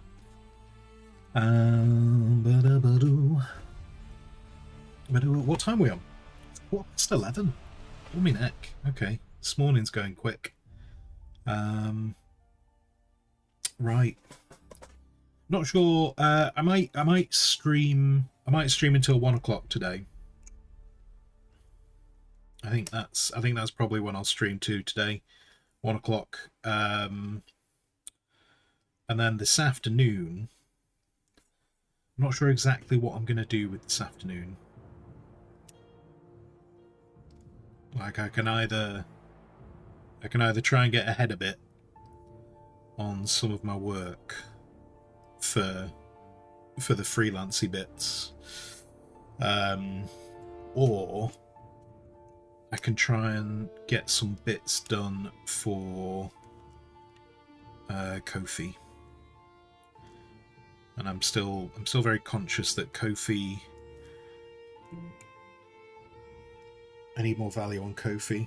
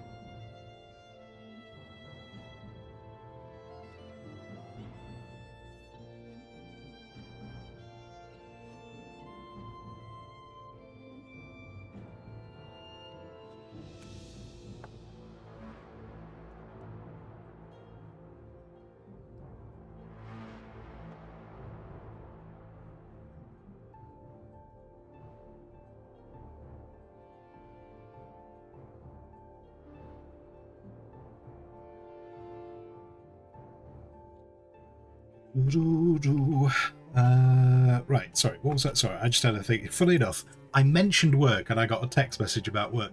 Um, what was I saying? Yeah, Kofi. I need to get something onto Kofi. I don't know what it's going to be, but I need there to be a bit more. I need to. I'm getting very conscious, even though I think everyone who currently is a member on Kofi is a member on Kofi because they just want to support what happens on stream. And I say that because I think every one of them has said that. I still feel like there needs to be more value on Kofi, so I'm conscious that I want to get some extras on there just because it makes me feel a bit better.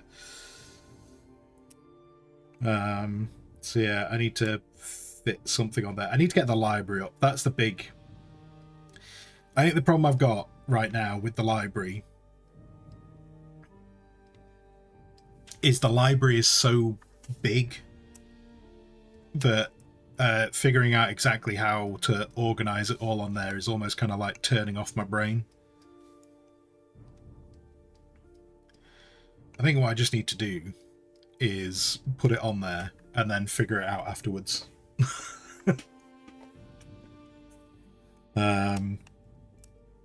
Like literally just put it up, put the library up there, and then watch a load of people go, what fucking order is this in? And I'll be like, oh yeah. Welcome to how my brain orders things. I think that's what needs to happen.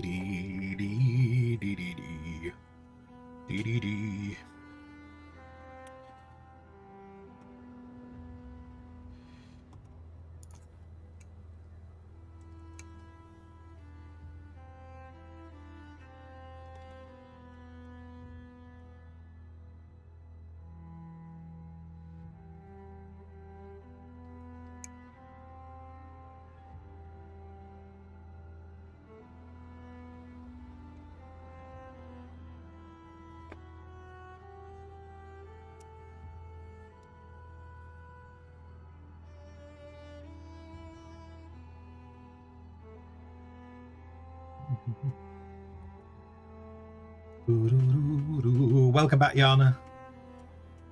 For the record, it's effing humid. We're actually, do you know what I was about to say? I think we're going to get some rain. I've just looked at the side. It's now raining. We were supposed to have storms yesterday, and I was like, and just like looking outside, I was like, no, it was not going to be storms yesterday because it was pretty. There was a little bit of cloud, but it was mostly blue skies. So whereas today, I could well believe today is going to end up being a storm. I could see that happening.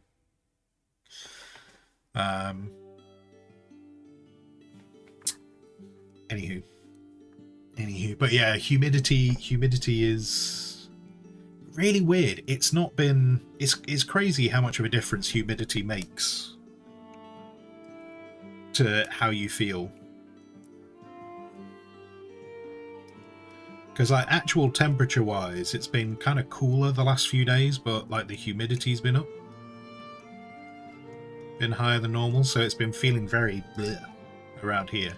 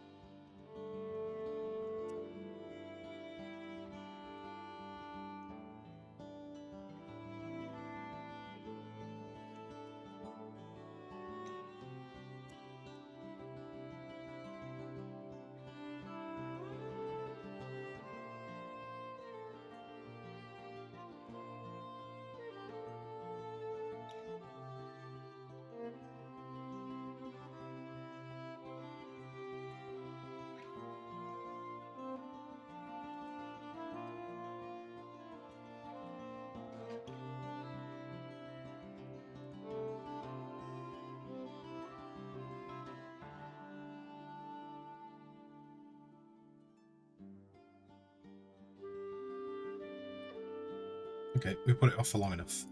Put it off for long enough. Let's bring that back.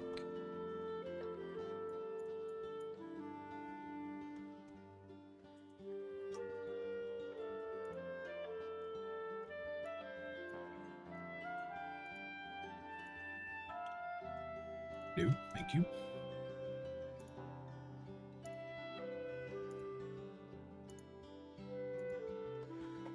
So we have the rat body there.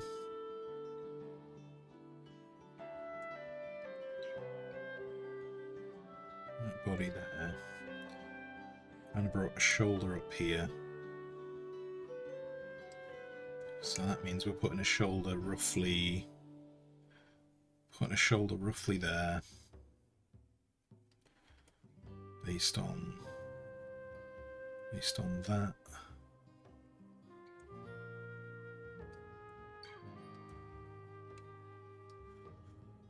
So bring an arm out. Bring an arm out to about there. Which means I can probably bring an arm out to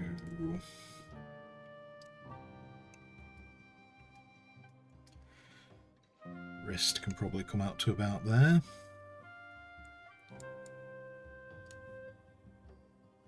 In fact, I might even bring that down a bit.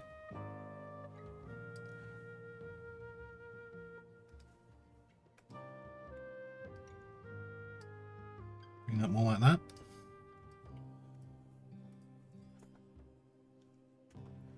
And then that means the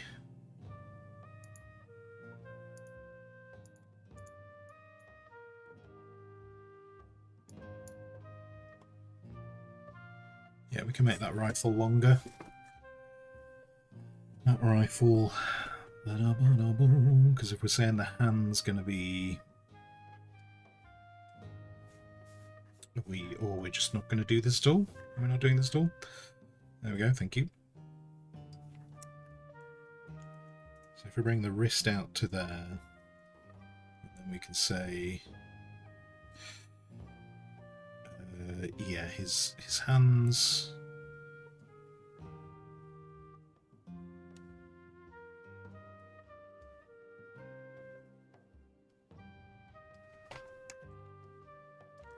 His hand's going to be kind of roughly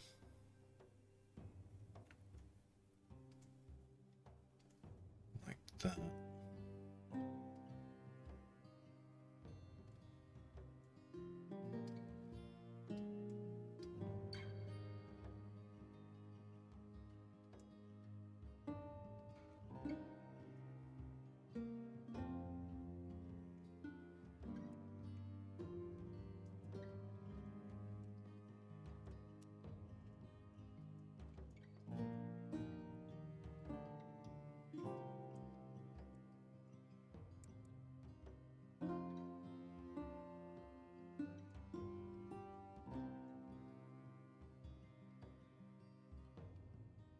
Boom, boom, boom. And the... You know what I should have done? I should have done this hand. Have I done this on the same layer? Let's take this hand to a different layer. Because we're probably going to have to alter it. Probably going to have to alter it. No, come on. Give me the thing. Oh, did you just deselect? God damn you.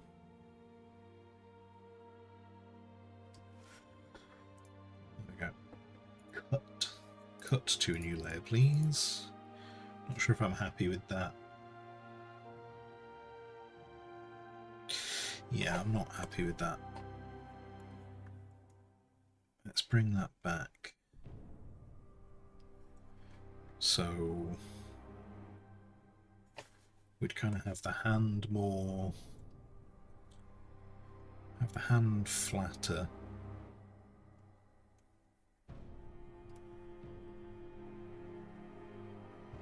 Kind of like that, and then it'd be the fingers.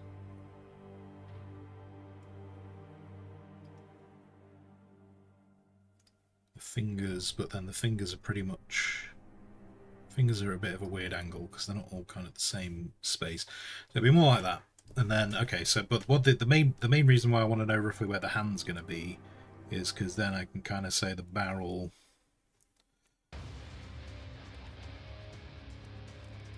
The barrel can come out.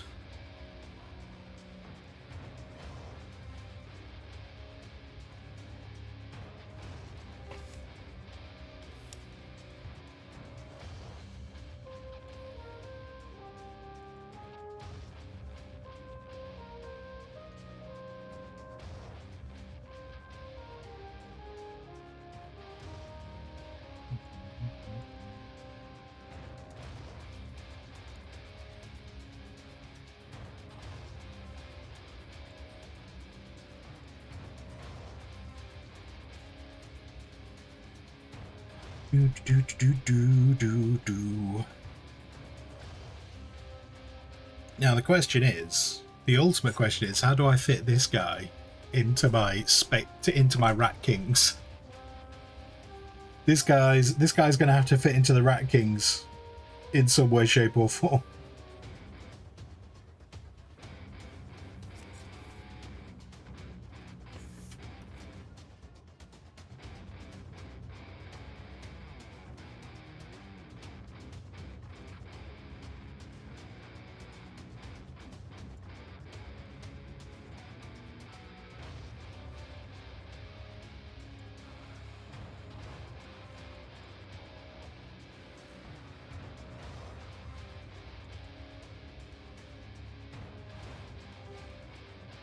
Actually, I can't do that until...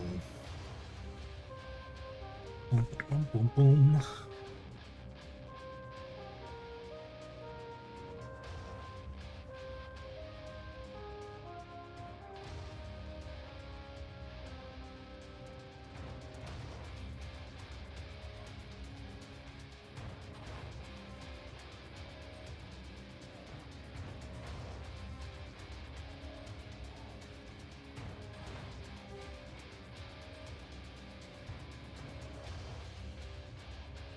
And saying that, the Rat Kings don't, you know, the Rat Kings don't have to follow any kind of official organisation. They do what they want. They do what they want.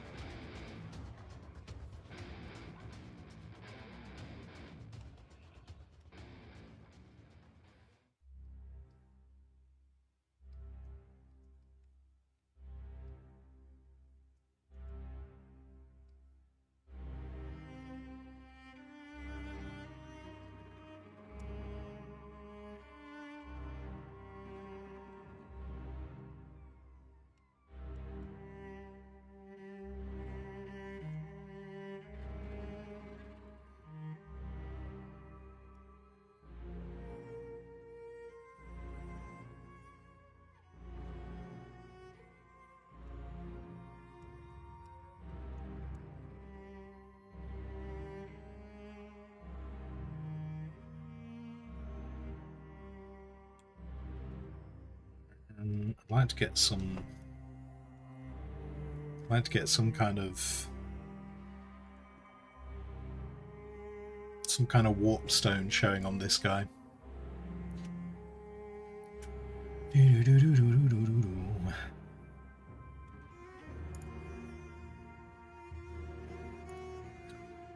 Yana, you found a copy of... I don't know how to pronounce that name. Is it Sixing Lu? First book of the Tri-Solaris books. I am not familiar. Not familiar with that. Gloam bought a warp stone cigar. I don't actually know. The Skaven don't smoke warp stone, do they?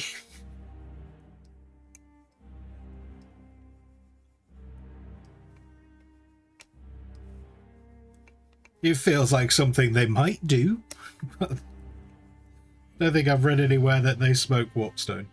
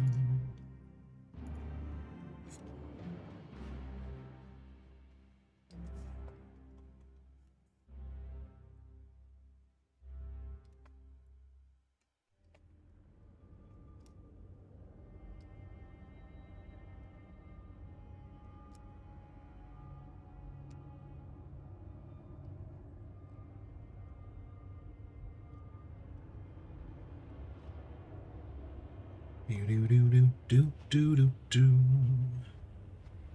Ba-da-ba-da-boo-boo-doo-boo.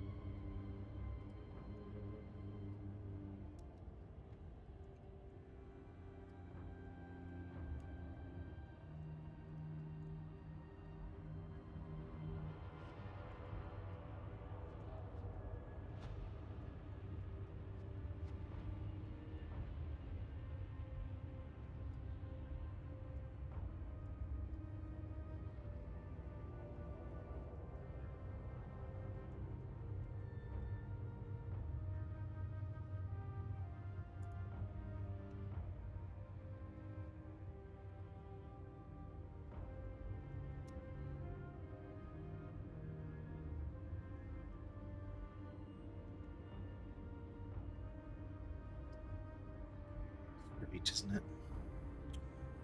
Very not straight.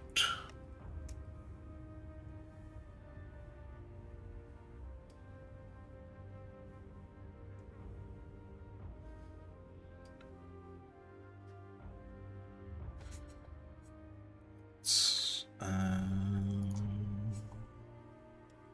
if we can do this way.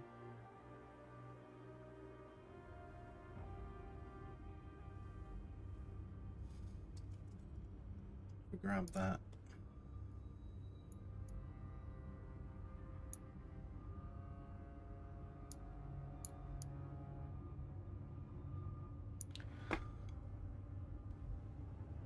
Yeah, okay. And then from there, we will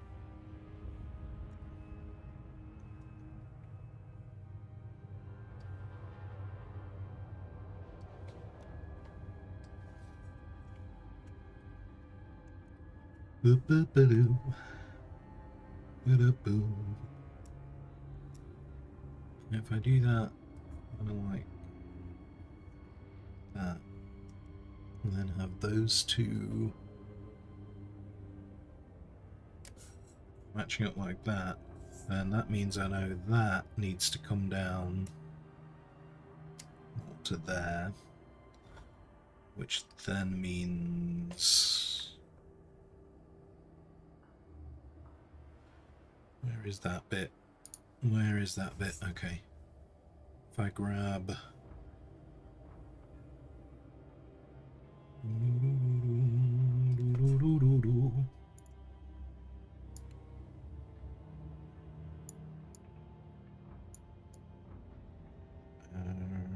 Oh, is that on that layer? That's silly, isn't it? That was silly of me.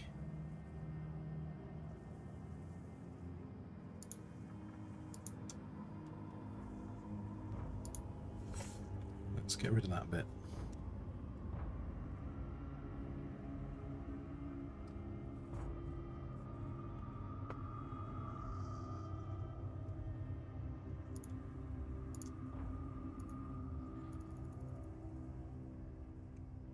Let's have... So yeah, so that's more in line there. That's okay. Yeah.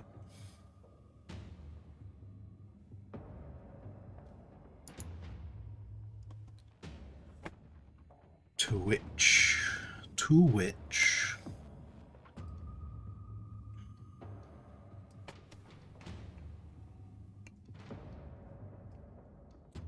Actually, I can probably make that bit work, you know, thinking about it. I probably could have left that where it was. By bringing that up a bit. Bringing that... I'm going to bring that way a bit. Give it a bit of height.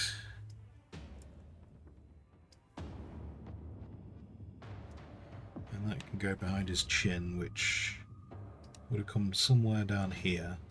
And actually, yeah, that comes down... In fact, yeah, because I wanted that closer to the barrel.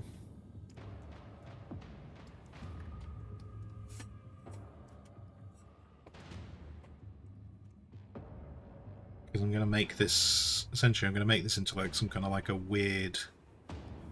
Maybe like a weird bolt action. It's the space future. It can be weird.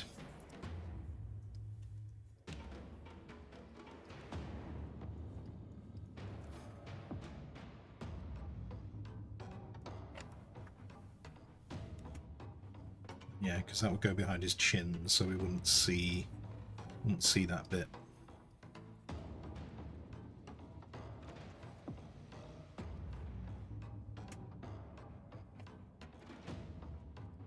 Boom, boom, boom, boom, boom.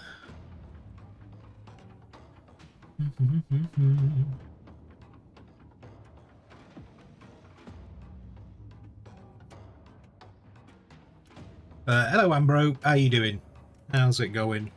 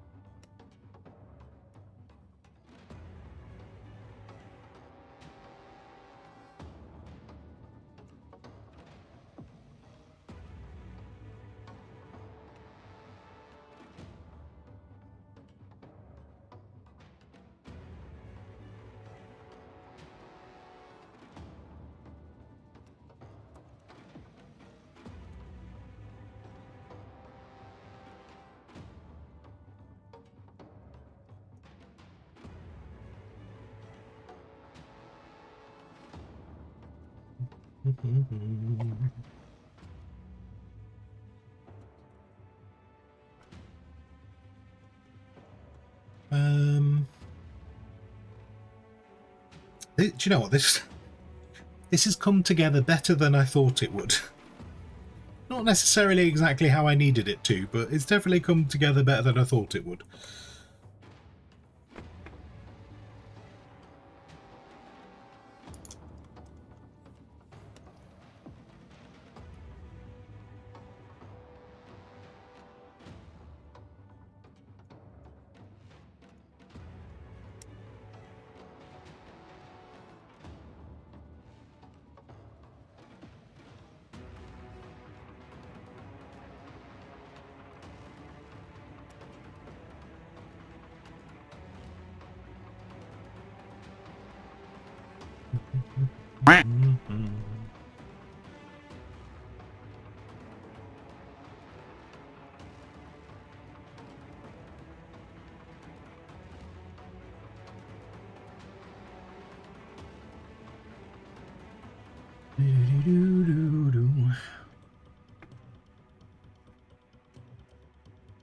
That's what she said. Went.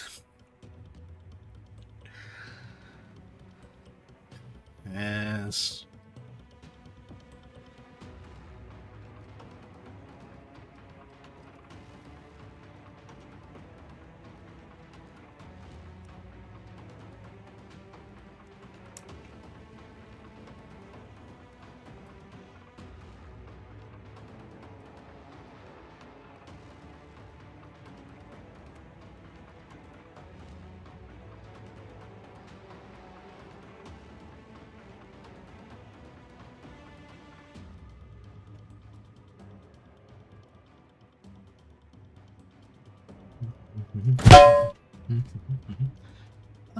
A pan. Outrageous. Outrageous. A pan strike. How very dare you? How very dare you? A pan strike in my own home. But hello.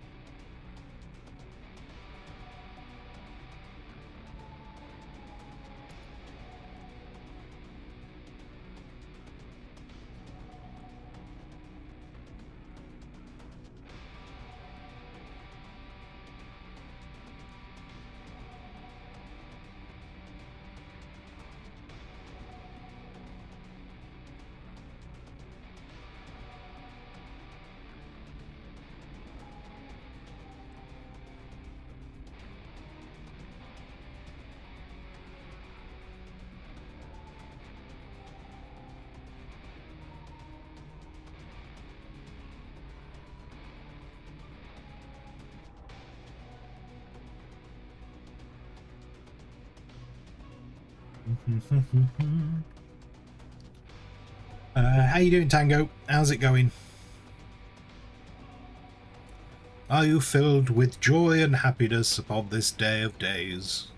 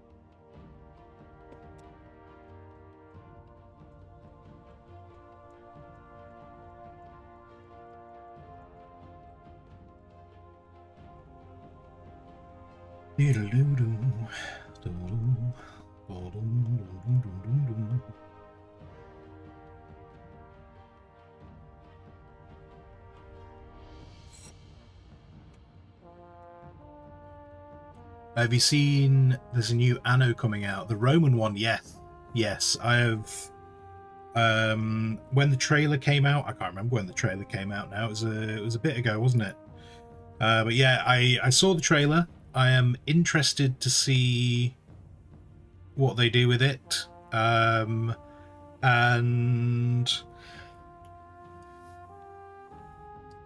I hope to play it as much as I did Anno 1800. So yeah, I'm very interested in that one. I think that looks super interesting. You know, I from what I've seen of it, I understand that it's not going to be, you know, it's going to be like Anno 1800. You know, in terms of like the way the map is, like it's going to be base, like obviously that had like what was clearly meant to, you know, be the Americas and stuff, but it wasn't actually like a geographical accurate one. So seeing things like in the trailer, like they clearly make reference to like London. But I appreciate, because one of the things that I was curious about when I saw that they announced that they were going to do, you know, like a Roman one, I was like, is that going to work? Because there's not enough islands. There's not like enough based on the gameplay of how the game works. But then when I started looking at the map, I was like, okay, I see how they're going to do it. I see how they're going to make that work. So yeah, very, very interested to see when more of that comes out and we get to know more about how it's going to go.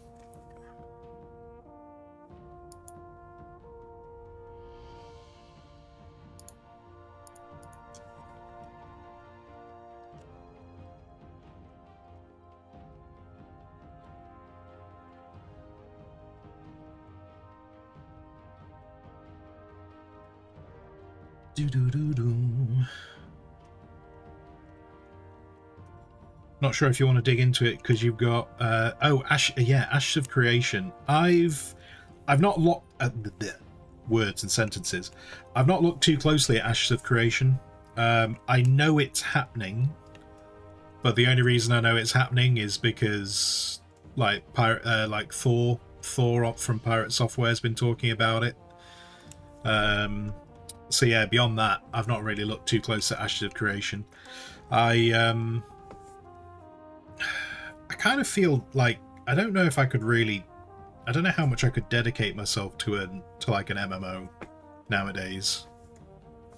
Like I feel like I don't think I would have, I don't think I'd be able to dedicate the time to an MMO to really get the full benefit of it. And you know, that's coming from someone who used to play old WoW and loved WoW. I think one of the important bits is that I don't necessarily have enough people that I'd want to play Ashes of Creation with. Like, I think that was one of the nice things I had with WoW. I had a bunch of people that I knew before WoW, and I met a lot of people through WoW as well. I met a lot of people through it too. But yeah, I don't know if I'd want to do that again. So yeah, I'll keep an eye on Ashes of Creation, see what happens with it. And then the June one. I appreciate I'm going to be a bit of a naysayer. I'm going to be a bit of a naysayer, and I absolutely hope that I am proven wrong. I don't have big hopes for the June MMO. The June MMO for me feels, I feel like this is going to be overly harsh because I've seen so little of it. So I appreciate this statement's going to probably be overly harsh on it. I feel like it's a cash grab with the movies rather than a game that's you know, like been lovingly created because people have got a great idea for it. I feel like that's my impression I get of the June MMO is like, you know, the studios have gone, hey, we need to make a game based on this. Why? Because the movies are popular right now. Is kind of how I feel about the June one. But I absolutely want to get proven wrong because the June universe is quite interesting.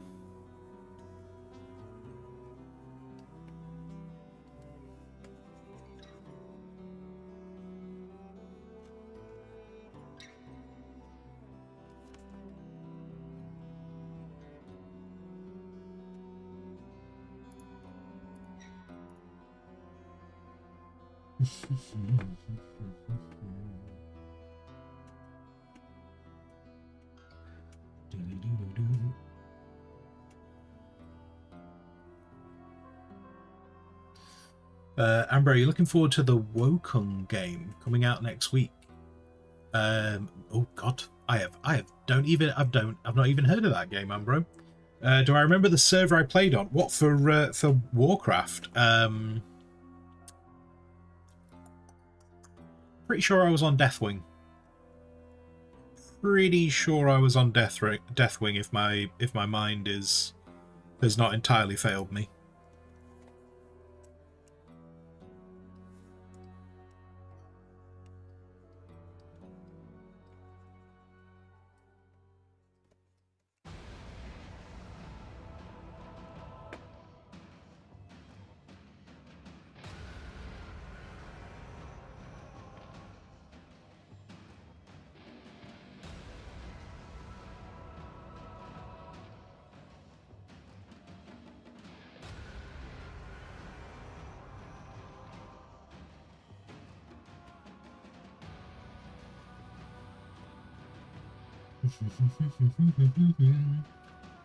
Lude, there are a few islands in the Mediterranean Sea. Oh no, don't get me right. Okay, so when I say there's not a lot of islands, I am well aware. I am familiar with the Mediterranean and the islands that are there. I mean, in terms of for the way that for kind of like the gameplay style of the Anno games. I like if they tried to make it an accurate Mediterranean, I don't think it would have worked, because you've got islands in, like, you do have like a whole bunch of islands, but they're in very particular spaces. They're in very particular parts of the Med, and then there are vast parts of the Med that are just completely empty. And then equally, when they talk about like one of the biomes is going to be essentially London. Like, I appreciate that the UK is a giant island, but there wouldn't be, with where they're like, there's not a load of like small islands like near where London is. Certainly not for the purposes of what the game would be, is what I mean. So I am aware. I am aware there are islands in the Mediterranean. I can see the headlines now. Streamer claims the Mediterranean is empty, and that game will fail because the Mediterranean is empty and devoid of land masses. This is what the headline would be, and I'm not here for it.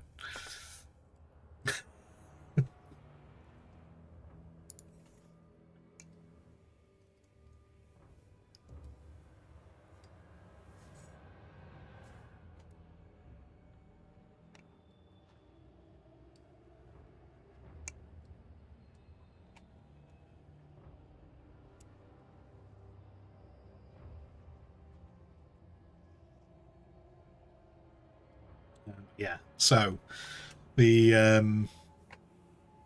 Anno game, very interested in. Ashes of Creation, I've seen hype around Ashes of Creation, but I've not actually looked into it. And the June MMO, my initial feelings on the June MMO is that it'll be like a flash in the pan.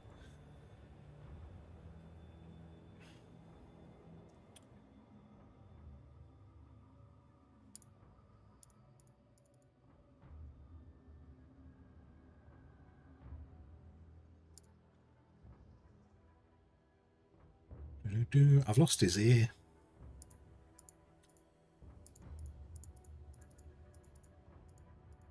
There it is. Found his ear. Found his ear. It's all right. Don't panic.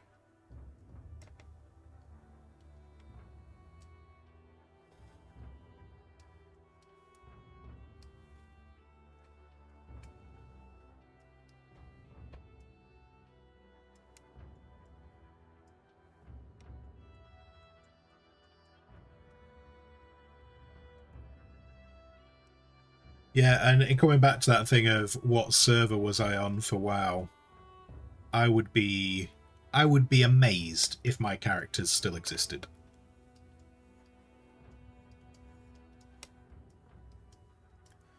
I haven't played WoW in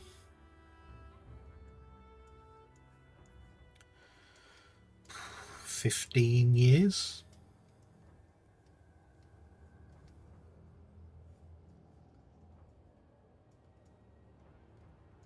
So yeah, I would be very surprised if my character still existed.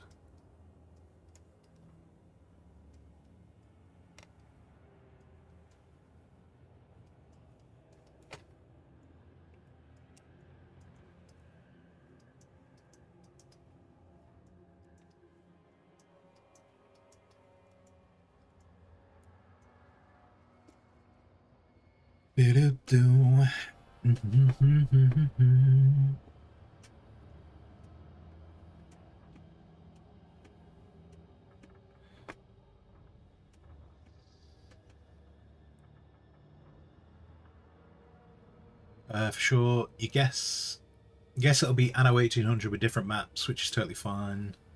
In your eyes, don't need it to be an accurate map. The other Anno games were inspired regions. Yes, yeah. That's what I was trying to say. Was like initially I was kind of like, how are they going to do accurate maps? And then when I looked into it, I was like, it's obviously going to be inspired maps, which is good. So yeah, inspired maps, good maps.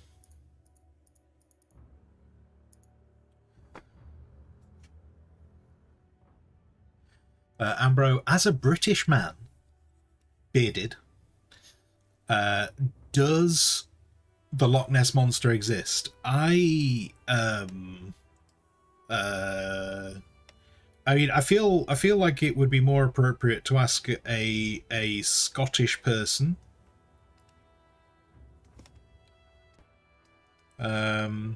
Probably their feelings on the Loch Ness monster.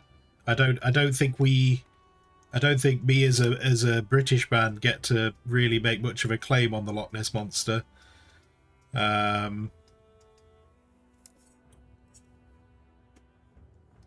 do I think the Loch Ness monster exists? No. No. Do I enjoy the stories of the Loch Ness monster? And will I absolutely watch documentaries searching for the Loch Ness monster? 100%.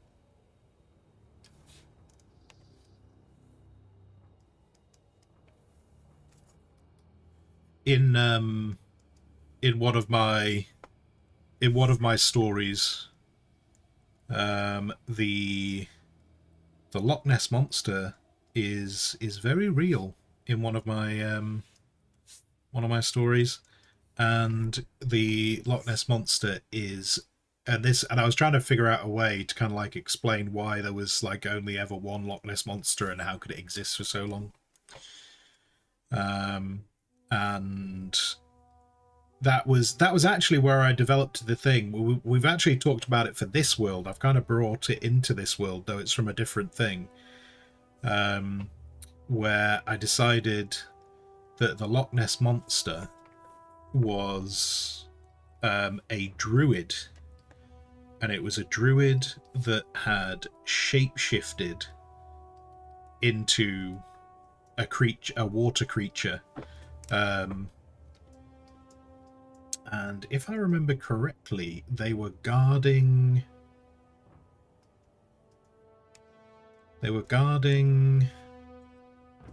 something. What were they guarding? But anyway, yeah. So in a little bit of fiction that I was putting together, the Loch Ness monster was a druid who had shapeshifted into that form. And so like the magic is what had sustained them and over all that time. But yeah, my big problem with the Loch Ness monster is the fact that you only ever see one, and if you only ever see one, it would have to live forever. Or there'd have to be some kind of underground connection to the open ocean, and like the loch would have to be a spawning ground. You know, that would be the only way I could see the Loch Ness monster being a thing, is if somehow the loch connected to the ocean, and so we only saw it rarely because it was a spawning ground, and so the monster wasn't always there. As to what that would make the actual Loch Ness monster, I don't know. But arguably, if it's connected to the ocean, it can be whatever we want it to be.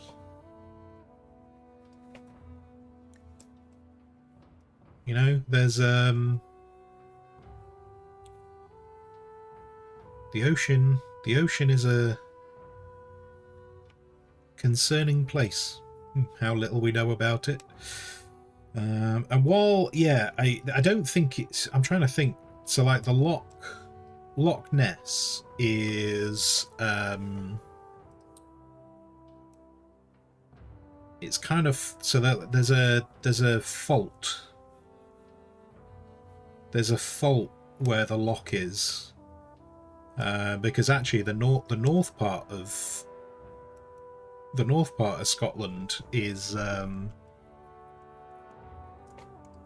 it's like when you look in. We're going to go for super accurate bearded maps right now, but the top of Scotland, which I can't remember the shape of it, but that bit, and then there's like loads of little inlets and stuff there, and then this part of Scotland, which obviously then connects to England, there's a fault, and so this is kind of going. This is going this way, and this is going this way.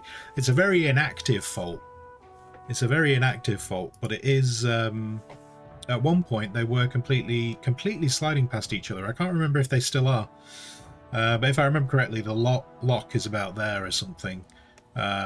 And I think I seem to remember seeing. I remember learning that when I was learning geology. But I seem to remember someone saying, like, trying to put together that because it like the fault line had created a connection to the ocean, something like that, and that was how they were justifying Loch Ness.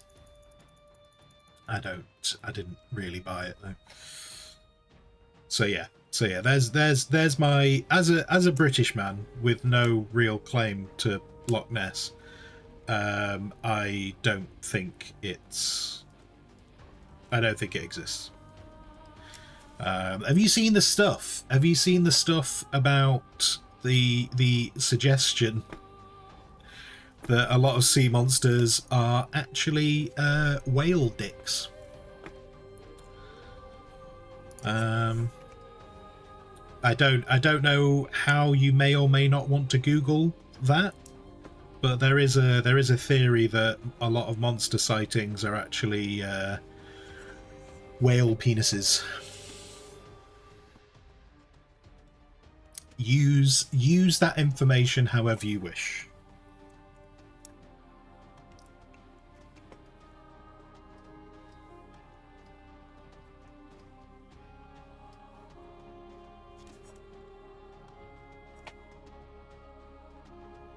And for anyone who didn't want to know that, I'm sorry. I'm sorry, but you know, we have to talk about all the possibilities. We have to talk about all the possibilities that have been discussed. Discussed, even.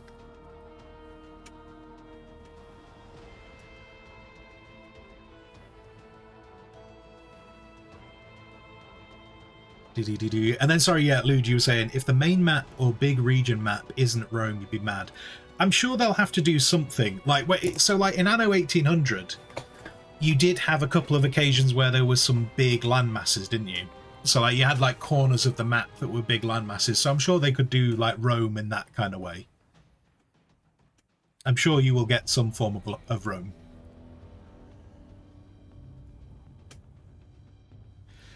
Ambro, so that puts Nessie in the same column as Bigfoot, Ninja Turtles, and sewer alligators. Well, I think, if I'm not mistaken, sewer alligators are... I believe sewer alligators are real, just not as prolific as people might try and suggest. I'm pretty sure that... I'm sure I saw something that, like, it was actually proven. But I can't remember where I saw it, so let's not quote that as fact. And then the Ninja Turtles, I mean, how dare you say that they're not real? They had an entire TV show and toy line. Where do you think that came from if they weren't real? And then as for Bigfoot, I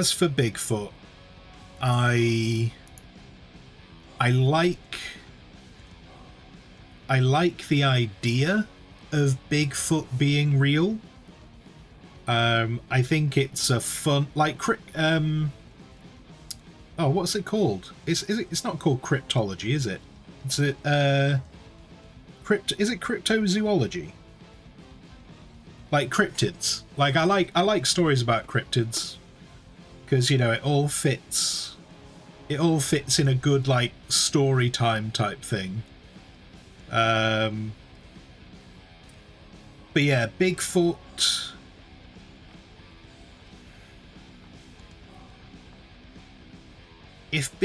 I mean, the weird thing about Bigfoot is like the stories of Bigfoot exist on every continent. This is not me saying it's real, just to clarify, before anyone's like going too long didn't read. This is not me saying that Bigfoot is real, but I do find it interesting that all continents have like stories, have their own version of like Bigfoot. If Bigfoot turned out to be real, I think that would be absolutely terrifying. Because that'd just make something that large being able to exist and not be, you know, be able to maintain being hidden. That's kind of scary.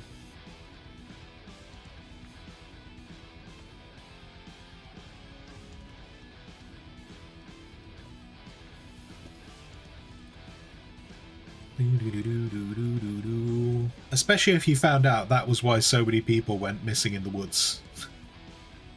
Forget wolves and bears. Just imagine if just like one day we find out it is because of Bigfoot. That would be scary. But yeah, I enjoy these. I enjoy the stories, but do I think Bigfoot's real? Nah. The Ninja Turtles, though, absolutely, absolutely.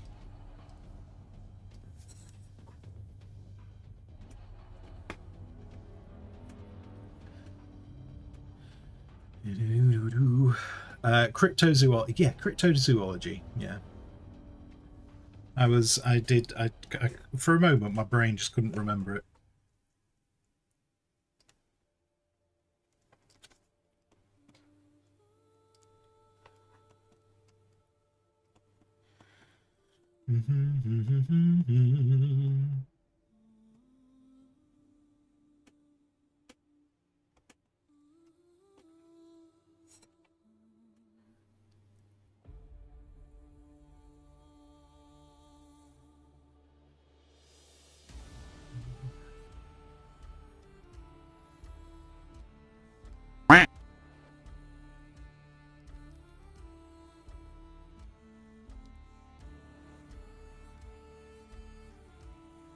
If Bigfoot is real, we should send in Shaq to befriend him. Yeah. I mean, I'm sure if it's capable of being befriended, we could send anyone in.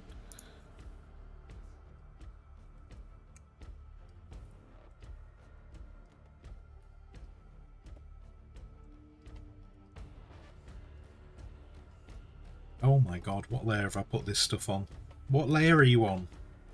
You're not on any of these layers, apparently. Oh, there we go. There we go.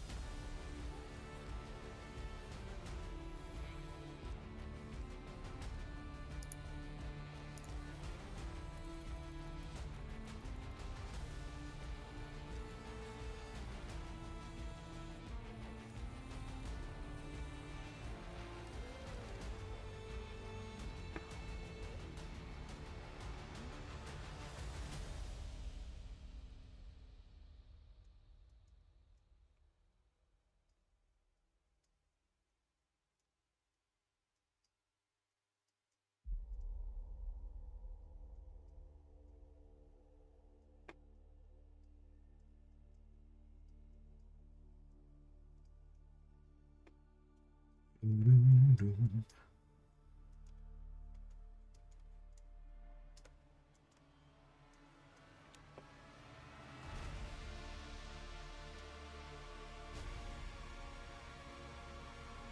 think when it comes to a lot of and this goes beyond just like cryptozoology and stuff. There's a lot of stuff in this world which I don't really have a solid stance on. Like even random creatures. Even the random creatures, I don't entirely like. I'm not married to the idea that, you know, like Nessie doesn't exist. I'm not married to the idea that Bigfoot doesn't exist. I lean more towards them not existing. But if it came out next week that it was absolutely true, I equally would not find it that I wouldn't be like they're going, oh my god, I'm so shocked. It's like a lot of, and that's kind of where I sit with a lot of like, you know, various like stuff that, because cryptozoology and like conspiracy stuff could often end up in the same kind of pools. That when you get it on the algorithm on YouTube, you can get a lot of those things crossing over. And I kind of sit. That's where I kind of sit with a lot of those things. Is just like, it's not necessarily that you believe them wholeheartedly, but it also would not shock me if things turned out to be real. You know, like aliens. Like, am I in the camp of aliens are here or aliens aren't here? I'm not really in either camp. But if we had a way of like having the absolute truth and knowing it was the absolute truth on anything, I don't think there's much that would completely throw me to find out it was absolutely true or absolutely false.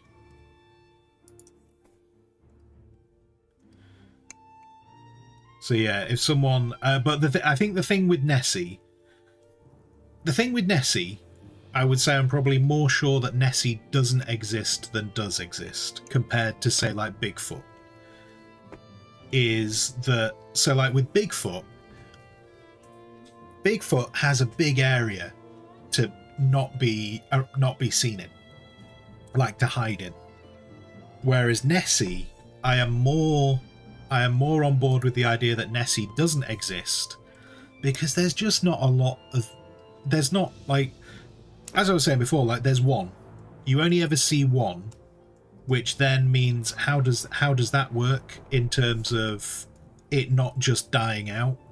Although, to be fair, we haven't really had any, I don't know how many sightings. I haven't really heard of a sighting of Nessie in the last, I don't know, 20 years. I'm sure there is someone on YouTube. Don't get me wrong. I'm sure there's someone on YouTube who has seen Nessie in the last 20 years. But yeah, so like the idea, like Nessie, I find it easier to believe that Nessie doesn't exist because just nature, Nessie would have died out, being that there's only one, being that we've only ever seen one. Whereas like Bigfoot is in giant forests where it's easy for it to hide.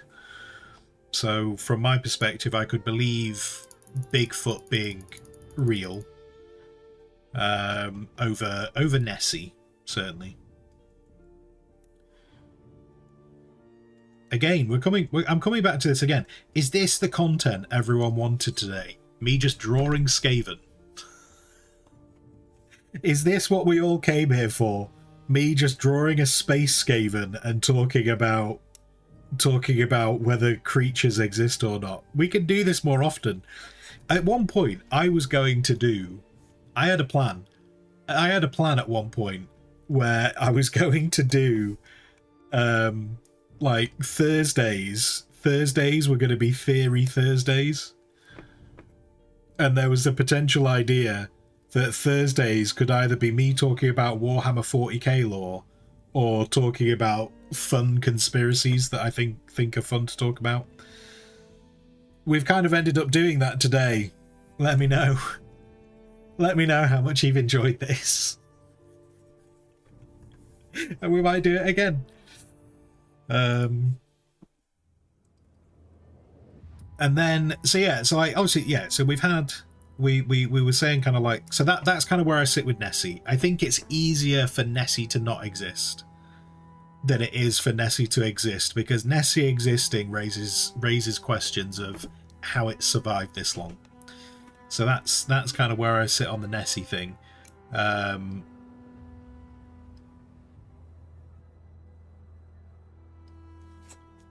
Bigfoot, I could believe. I would find easier to believe, though. One thing that I do find with Bigfoot that doesn't fit is just that it surprises me massively that Bigfoot, if Bigfoot existed, it's not been proven yet, because they've been looking for Bigfoot for so long. Though if someone did turn around to me and say, hey, we've proven Bigfoot existed, and the reason why we've not been able to find Bigfoot is because of the giant cave system that exists underneath America. It's able to hide in that cave system. I'd be like, okay, fair enough. People just didn't do a solid enough job when looking. Fair dues. And then obviously you'd have the Bigfoots in the different, like the Bigfoots that exist in different countries' stories. So I suppose there's those too as well.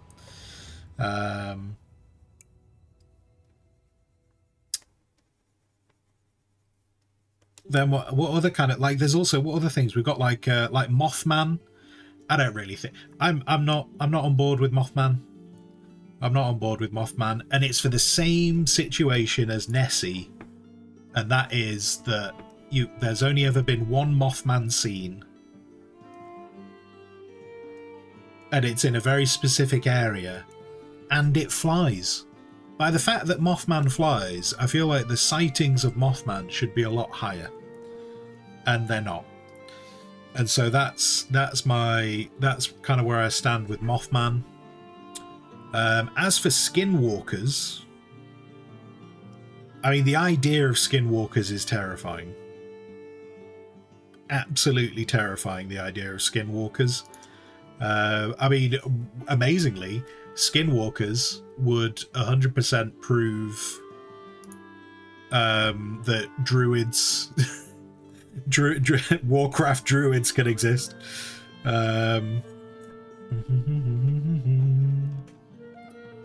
Lude, since 2020, you only have to go on Twitter to get all the conspiracy you need for the rest of your life, and you hate it. Bigfoot could just be a big gorilla or another big monkey. There is there's an absolute possibility it could be some kind of a primate that we're not familiar with. Like, if it turned out to be some kind of a cave dwelling primate that we didn't know was there, maybe. But it would still be strange how we've not been able to have categoric proof of those things. Mana, in Fallout 76, you've had to fight with Mothman.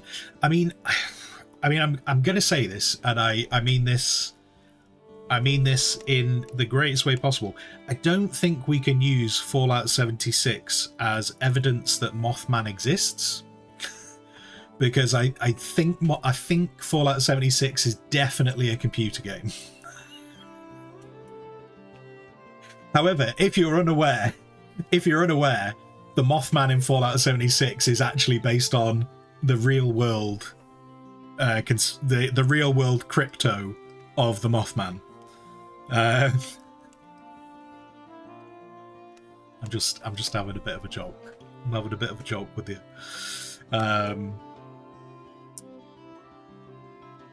yeah, the Mothman's a weird. Like, Mothman is probably one of the weirdest cryptids. Like, I mean, whoever came up with Mothman, like, why a moth? Why a moth? What a weird thing. I'd say that most of them, they're all weird. They're all weird ideas, aren't they? Like, I suppose, you know, like why is Nessie a giant sea monster? And the battlements repelled the invaders.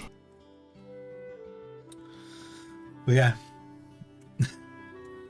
Pantoufles! Hello. Hello, hello. And yes, it is indeed. The pantyhose are raiding. Hello, hello. Oh god, wait. What time is it? What time is it? Okay. Faye just followed. Oh, thumbs, thank you. I was just trying to type out the I was just trying to type out the shout out with my spare hand, and it was going very slowly. But hello, hello. Thank you very much. Thank you very kindly. Challenger has entered the arena. And thank you for the follows. Dirkle_ just followed. Thank you very kindly for the follows. But yeah, no, I just got confused with the time then, because I was thinking what time you normally wrap up stream, and I was like, am I much later than I intended to? You're sleep deprived, so you're going to raid and run. Fair enough. Fair enough. Thank you very kindly for the raid. Thank you for bringing me here. Bringing me here? Maybe I'm sleep deprived too. Thank you very much for bringing your raiders here. For anyone who doesn't know who I am Bearded Squire. Also, you'll be posting. Just followed. Posting my order today. Sorry for the delay. Your printer. Oh, don't. Yeah. Do you know what? I didn't expect to receive it this week. So that's cool. That's absolutely. And do you know what? At some point, I need to ask you about when you do your prints, because I'm trying to work out things myself. But yeah, no, that's cool. That's cool. When it arrives, it arrives. That's absolutely great. Thank you. But yes. Anyway, sorry. For anyone who has no idea who I am Bearded Squire. I am a variety streamer. I spend the majority of my time doing artwork.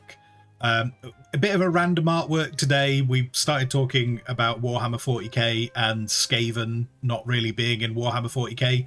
So we're kind of just doing a bit of an idea of a Skaven being in Warhammer 40k. If no one has no idea what a Skaven is, it's a rat person. So that's kind of what I'm doing right now, which is not entirely what we always do. But when I'm not doing artwork, I also do some gaming as well. I do a lot of colony, city builders, survival crafting stuff, if you like those kind of things. And in terms of artwork, I do stuff. I'm building my own fantasy world, because that's, you know, not a giant project that'll never get finished. Do a lot of things to do with gnomes. Apparently rat people as well. Yeah, so welcome into everyone. Hello, hello. In fact, you'll see a lot of the artwork down here, wherever it is, somewhere on screen. But yes, hello, hello. And thank you very much for the follows. Thank you very kindly.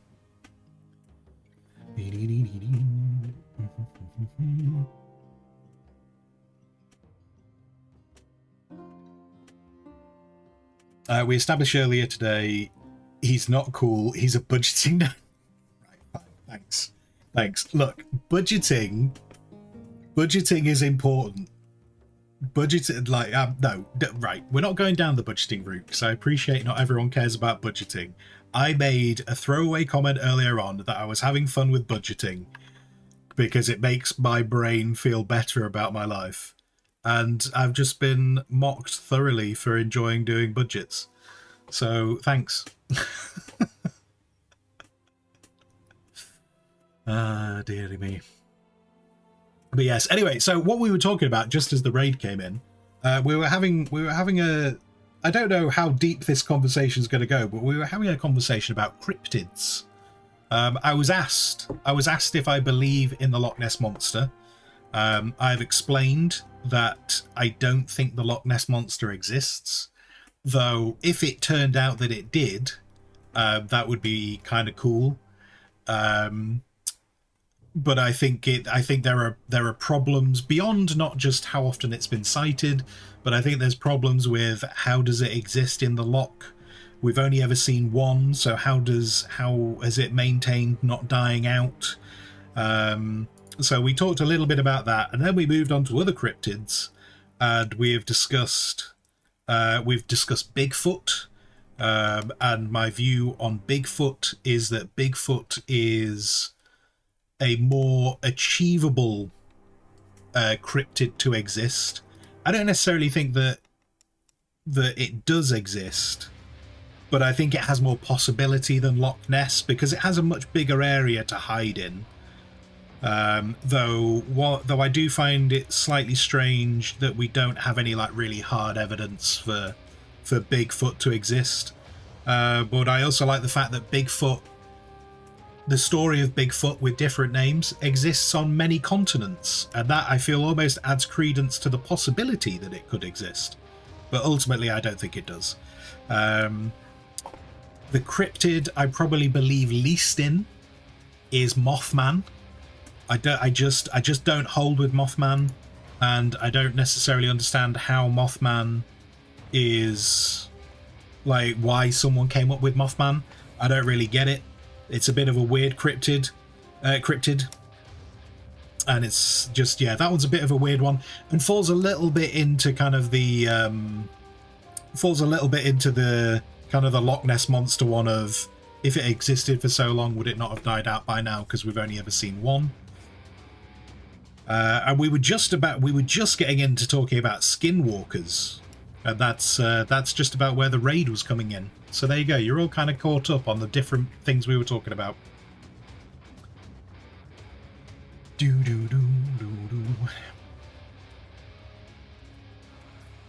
Bite back. Whilst it's impossible to prove a negative, there have been extensive studies which strongly suggest there is no large animals lurking in the depths.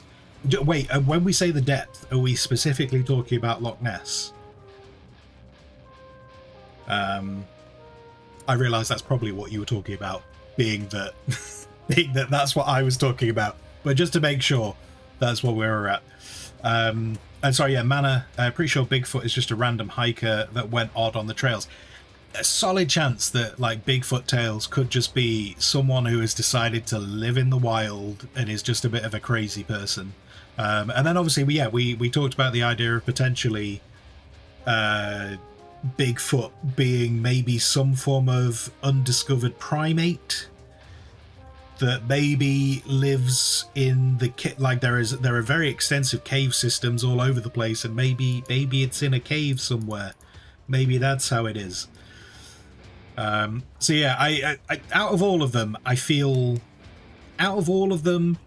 Bigfoot is the most plausible, but that does not mean that I think Bigfoot is real. But just, I think it has the biggest chance of it could turn out to be real. We also talked a little bit about aliens, but we didn't get too deep into aliens. We hadn't got that far yet. But anyway, sorry, yeah, so the bite back comment about there's no large animal lurking in the depths. So for Loch Ness, yeah, like, this is one of the things, is like, because we've only ever seen one Loch Ness monster, I feel like it would have died out. Unless somehow the loch was connected to the ocean. And so one of the things I was saying before was, what if the loch was connected to the ocean, which I don't think it is. I'm pretty sure it's not. Because I think that would probably be bigger news if it was. Like, then maybe the loch was a spawning ground, and that might explain why it's not seen all the time. And then in terms of giant creatures in the depths, I did see an interesting thing, although I can't quote it. I can't quote it for, like, scientific accuracy, but I did see someone talking about, based on the size of the oceans, that there is a good chance that there are at least... Now, before you get too excited, I need to finish this entire statement. Don't get too excited about this statement until I get to the end of it. Based on the size of the oceans and what we know about bodies of water and how things exist in bodies of water, based on the size of the oceans, there is a good chance that there is at least two. I can't remember if they're called. I'm going to say large predators because I can't remember the exact term. I can't remember if it was apex predators or large predators or what. At least two large predators that have not been discovered in the oceans based on their size. However, to class as a large predator, It's basically anything the size of a dolphin or bigger. But I find that absolutely fascinating. I find that but that kind of came into the I think that was going down a rabbit hole on YouTube that was talking about Megalodon. And so they weren't necessarily trying to prove that Megalodon was existing, but they were basically saying the oceans are big enough that they could house some large creatures that we've never found, that we know nothing about. So there you go. There's the thing. But anyway, please don't bring the SCP. Do you know what? I would love to spend more time reading about SCPs, but I feel like that is a rabbit hole. I have too many rabbit holes that I'm in a rabbit warren already. I don't need another rabbit hole to go down, and so I try and avoid SCP stuff as much as possible.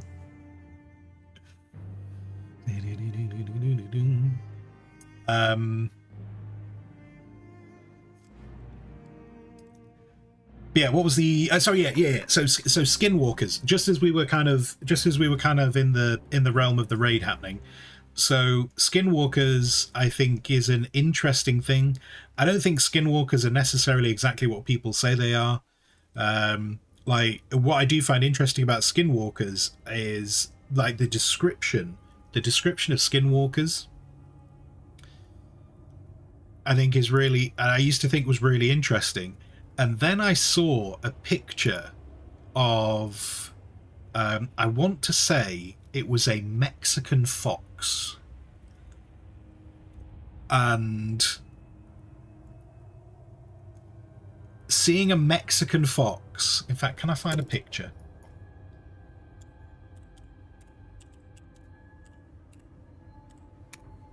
Let's see if I can find, no, do you know, it must have not been a Mexican fox, because I've just had the pictures come up of them, and oh man, there was something. There's an animal, and it's just a fox. It's a fox, and it exists in the Americas. And when I saw it, I was like, oh my god, that is what people have seen when they claim to have seen skinwalkers. And now I can't find it. What maybe Central American fox?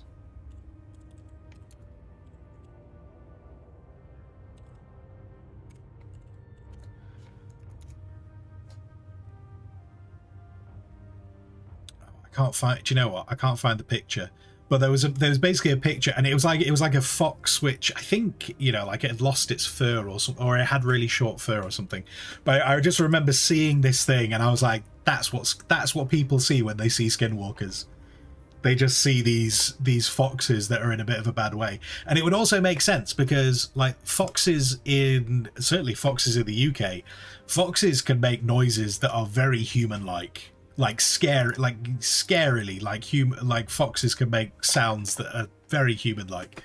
So I feel like skinwalkers probably not a thing in terms of the modern day, because like as you said, Yana, like they are part of like Native American mythology, and if I understand correctly, they kind of hate the way that skinwalkers are talked about in modern terms because it's been very warped.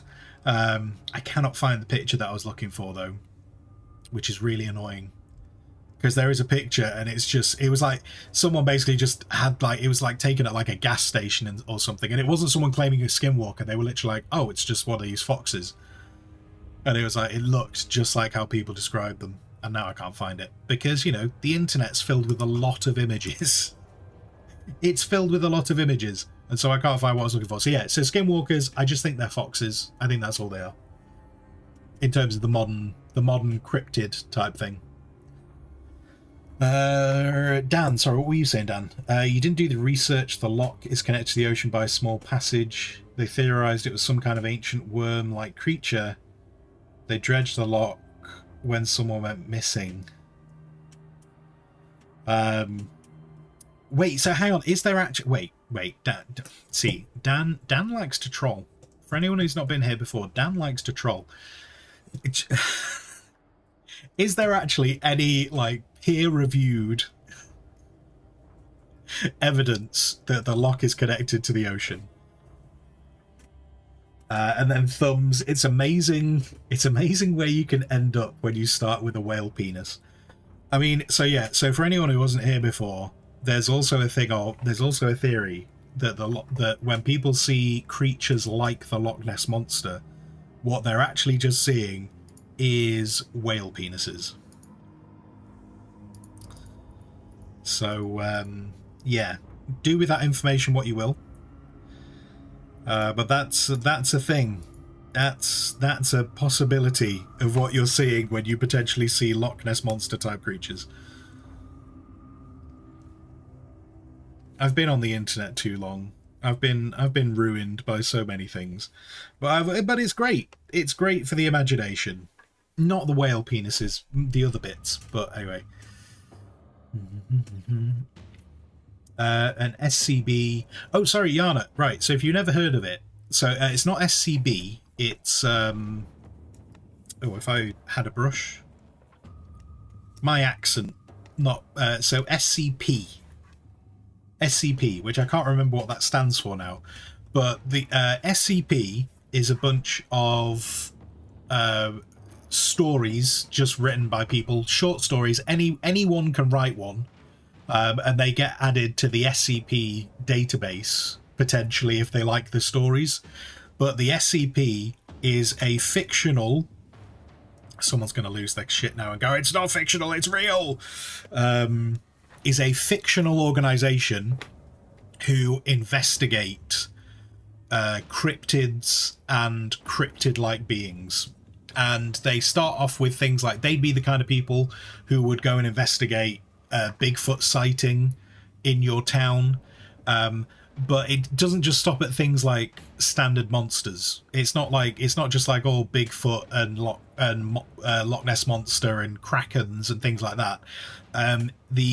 Some of the biggest and most popular SCP stories are things like there is an IKEA that when you go into the IKEA you can never escape, and I think you die at night, and there's just like hundreds of people in this IKEA who are trying to survive. Like if you go into it you can't get out, and then you might find some survivors who have been trying to survive in the IKEA for however long.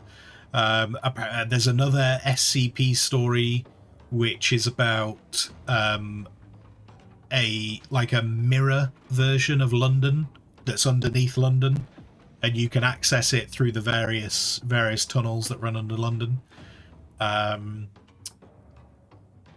So yeah, SCP, the SCP stories are just kind of like horror stories. Yeah, they're just like supernatural stories, and they can cover all manner of things. But they're really good. I say a lot of them are really good. Like I obviously haven't read all of them because it's too much of a rabbit hole, but they can be quite interesting.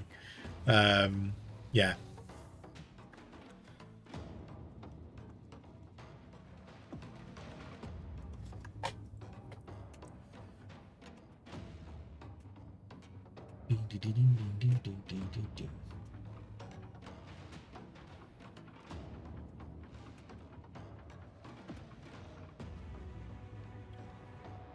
Yeah, so what else were we what else is there in that kind of world? So I think I'd briefly kind of talked about aliens, hadn't I? So like aliens, if I found out tomorrow, and so this was one of the ultimate things we were coming to. Like if I found out tomorrow that aliens were real and aliens existed on our planet, you know, whatever conspiracy theory you wanted to go with, and I call them conspiracy theories, but they're just stories, aren't they? You know, it's only really a conspiracy theory if people are acting on it in some kind of way that disrupts real society. Like if I found out that aliens were real, that would not shock me. It would not shock me that aliens were real. If we found categoric proof... Oh, sorry, that's what I was saying, wasn't it? If you could have, without a question of a doubt, say like someone at the top of government talk about aliens or something, and you knew Like, I don't know, and this is the problem, is how would you ever do it? But if you had someone at the top of government and you knew that they weren't lying, they were 100% telling the truth, if they, I would not be shocked in either direction. If they turned around and went, oh yeah, there's aliens here, and they completely run everything from the background, I'd be like, yeah, that makes sense. Equally, if they turned around and said, yeah, aliens don't exist, everything that is right or wrong with the world is our own making, I'd equally be there going, yeah, that kind of makes sense. I could be swayed in either direction with this kind of stuff.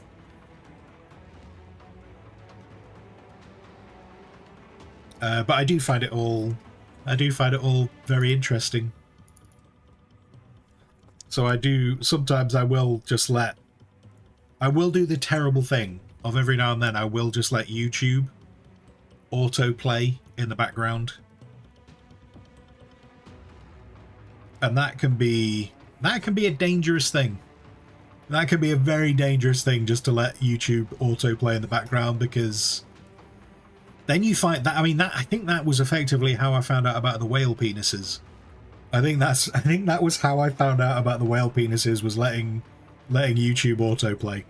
So do that at your own peril, I suppose, is the cautionary tale to take from that. But yeah, so here's a space skaven. Here's a space skaven. This is what I've got going on with this space skaven.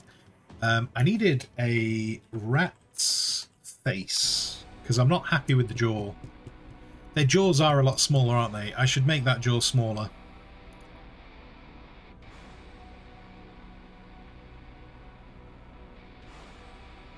I'm going to make... And they really don't have massive teeth either.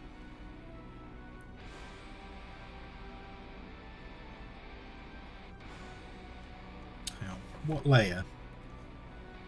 What layer did I do? That's the layer that's the jaw, isn't it? Yeah. I'm going to bring that in a bit.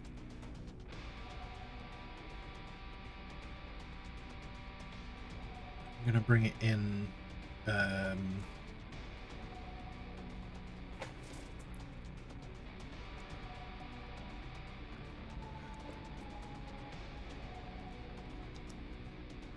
and as for anyone else's beliefs in regards to aliens and conspiracy theories,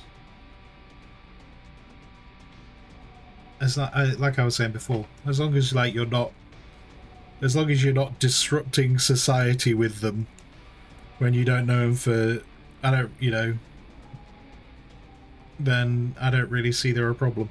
If you're going out your way to disrupt society without like concrete proof, though, then that's when they do become a problem.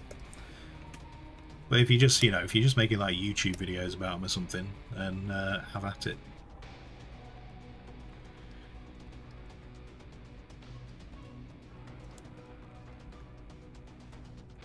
It's part of why I like it's part of why I like making stories. Why I like making lore and stories, because you could, if you have a particular view or something of the world, just turn it into a story. Just turn it into a story. Have fun with it that way.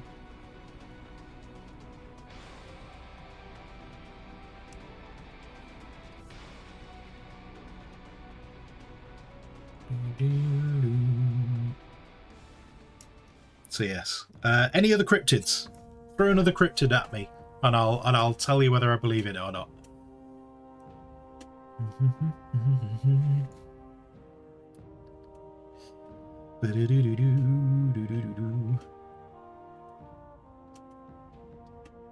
The ones you read are pre-vetted and pre-read, so you only see the good ones.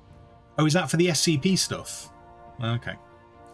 Yana, most amusing thing in regards to conspiracy theories are the ones by Eric von Daniken and his belief that the pyramids were built by aliens, and yes, the Stargate creators were inspired by it.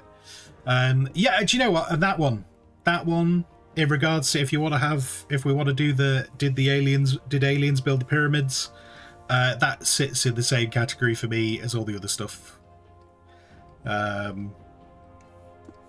If I found out tomorrow that was absolutely true, I wouldn't have a hard time believing it. Because I think I have, I've had that question before about the pyramids. Because it was, if you had I think it was Ambro. I think it was Ambro who asked me if there was if you had a time machine, if there was one time you could go back to, without risk of you could go back and see, with no risk of you interacting with it and trashing it. Is there one time period you want to go back to? And for me, it would be the pyramids. I'd absolutely love to go and see the pyramids, just so I could know. Just so I could know how they were done. That would be, out of all the things I could see in time. Out of all the things I could see in time, that would be the one that I would love to just know for definite, just how the pyramids were done. There you are. You'd like to see the Library of Alexandria? Oh, I mean, yeah. The Library of Alexandria is a fascinating thing of just we don't know what was in it. We don't know what was lost. And that's not to, and I realize that can get used in, that can get used in many ways, that can get used in the idea of there being ancient civilizations or whatever, and that's why we don't have the knowledge that we could have had because it was lost in Alexandria. And then even down to the idea that it was deliberately done to hide what we had and didn't have. Yeah, Alexandria would be a fascinating thing to see what was actually in it. But yeah, for me it'd be the pyramids, because I just would love to know, because the pyramids don't entirely make sense. I am quite content to turn around and say the construction of the pyramids baffles me. It really does, and I've not really I've not really seen good explanations from either side of the pyramids in terms of how they were made to make me happy with yeah, that's how it was done, or that's how it wasn't done, or whatever. So yeah, that's the one I would like to just go back and go, oh, cool, let's go look at that. Now I know. Ambro, maybe not the grey big-eyed guys, but maybe bacteria. Oh, you're talking about aliens. Yeah, okay, so yeah, so that would be odd. What would be the odds that in this endless thing we call space, there isn't another placate with the perfect condition to harbour life, a perfect place with the perfect condition to harbour life? Yeah, I suppose the only, I feel like the biggest barrier to life having come from another planet, if you can get past the idea of it getting through space, which we kind of know with tardigrades, don't we, that it's not impossible for something to exist in the vacuum of space in some kind of stasis. As to how long they could do that for, I don't know. But I feel like the biggest problem with trying to get life from another world in terms of a bacteria form would probably be just getting through the atmosphere, not getting burnt up. But yeah, I could see. I certainly wouldn't say it's impossible. And do you know what the other interesting thing about that as well is that it's when I say it's a recent discovery, I don't mean it was discovered a week ago. I don't know exactly when it was discovered, but I think it was relatively recently though. They discovered, for a long time the idea was that oxygen, making oxygen needed the sun. You needed photosynthesis to make oxygen, and then they've recently discovered that actually there is a lot of oxygen being made at the bottom of the ocean, because there are basically it came down to there are these nodules of metals that form on the ocean floor, and the mining industry wants to mine them. And so there was, and I think that is what spurred on these studies. But they've actually found that because of these nodules of metal, because of the composition of them, they actually have a very similar effect to a battery. And so they're and they're actually producing oxygen at the bottom of the ocean, and it's completely like trashed the idea of us understanding exactly where all the oxygen comes from on Earth. You know, because we know the forest, we know plant life is producing oxygen, and then there's the plankton in the ocean producing oxygen, and we're like, okay, we know where the oxygen's coming from, so we need to look after these things. And now they've worked out that actually there's these metal nodules that produce a lot of oxygen at the bottom of the ocean, which, beyond the implications for our own planet of what that means, that also kind of changes the whole thing of what we necessarily look at other planets going, is that planet ideal for life? Because one of the ways they'd write it off would be, does it get enough sunlight? Turns out that doesn't matter anymore. Like, there could be oxygen on planets that don't even get enough sunlight.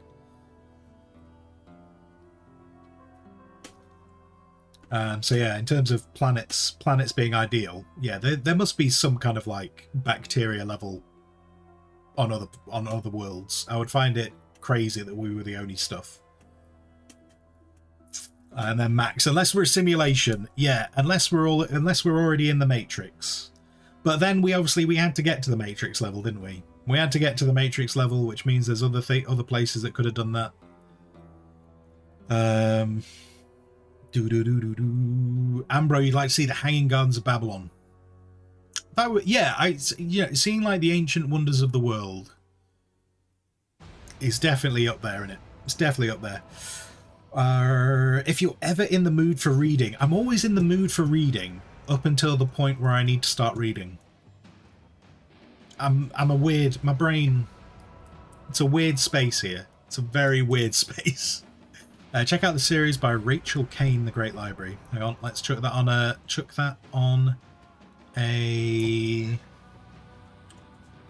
Grab myself a notepad. I think I actually have a book list somewhere, but I will put that there for now, and I'll transfer it to the things later on. Man, we actually know more about space than we do about the oceans. Do you know what? I've heard that said a lot, and I wonder how much of that is true.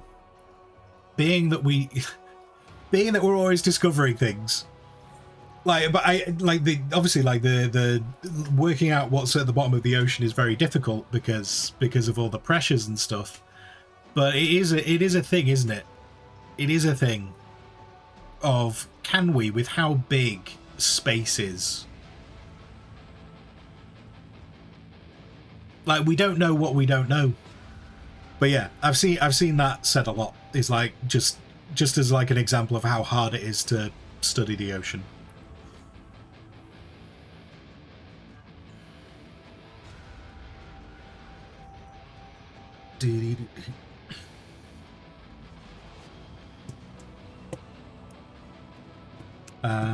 What kind of life-ending bacteria and viruses are stuck in the ice caps?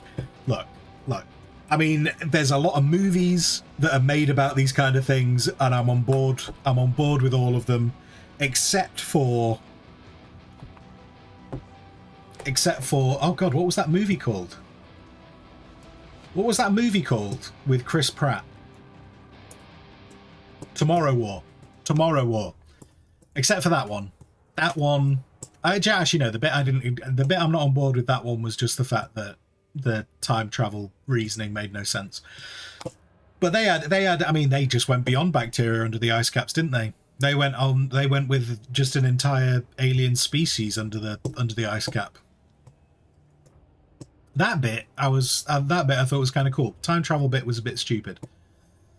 But yeah, bacteria under the ice caps, or under the tundras, because they have that problem. Like there've been problems with like tundras, permafrost. Been problems with permafrost melting, hasn't there? Because there's bacteria and viruses under there.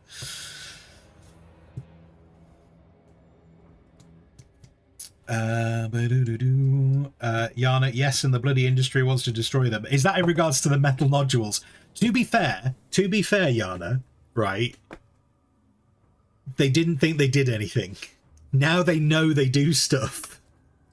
Like, do you know what was frustrating? When I read about the thing about the metal nodules producing oxygen, I think one of the most frustrating bits for me about all of that was the guy who like made the discovery went, do you know what? I saw this. It was something like he'd seen it 15 years ago or something. He went, I'd seen these nodules producing oxygen 15 years ago, but I just dismissed it because that's what my professors had told me to do. In fact, no, I put this on Discord, didn't I?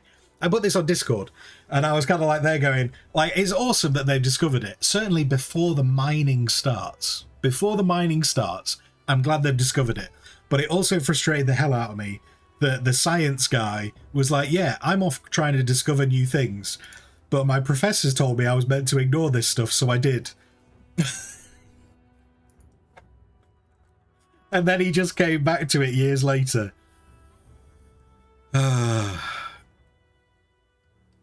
But like when you see stuff like that, you kind of like, I wonder how much stuff just isn't discovered because people are told it's not possible, even though they've got the evidence in front of them. But yeah, but what I would say is like, I'm not trying to make out that mining companies are, you know, big happy people. But equally, for the mining companies who wanted to mine those things, the science was that they did nothing. So there you go. Mana, enjoy work. Enjoy work.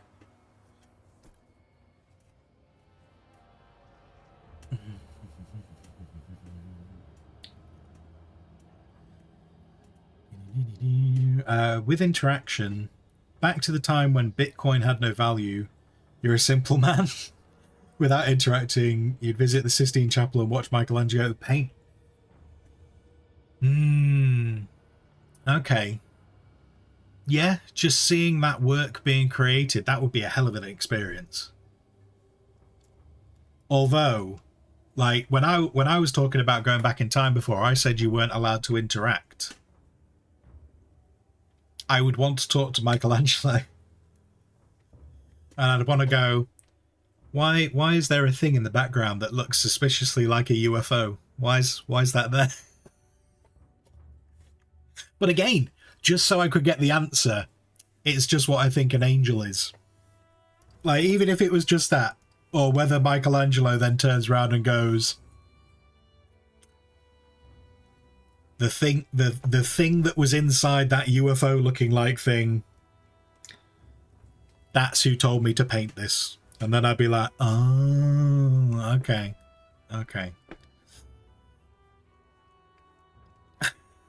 Anyway, we are going to wrap up the stream in a minute. I'm curious. So, like, earlier today, I don't know if this is the first day that you've been here, Lootbox, but I'm curious, is this what you expected from today's stream? Because we weren't doing rats at the beginning of this stream, I don't think. I don't think we were doing anything to do with rats. Is this what you were expecting? Oh dear. I don't know how far I'm going to take this. I'm kind of enjoying it. I don't know how far I'm going to take this though. I might turn it into a full thing. Just because there's been that much time spent on it. I might turn this into a full thing.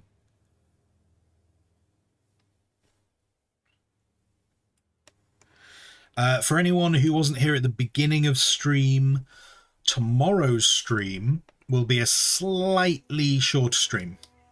I'll probably be wrapping up stream tomorrow about 3 o'clock. And that is because it's my youngest nephew's birthday. So I will be going and attending that. So we'll have a slightly shorter stream tomorrow. And yeah, just a heads up. So it'll still be a decent length one. Tomorrow's stream, for anyone who is new, tomorrow's stream is gaming all day. And we will be taking a look at Diplomacy is Not an Options campaign, because I've been delightfully sent the campaign. So we'll be taking a goosey gander at that.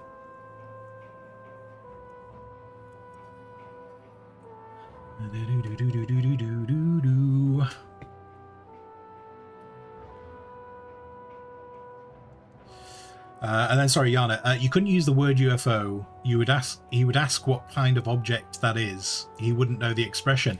You presume, unless it turns out that Michelangelo is also a time traveler, and that's why he went back to lay the evidence.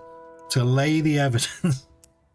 Let's face it. If we're going down this rabbit hole, we can open up all these things. Maybe that would be the test.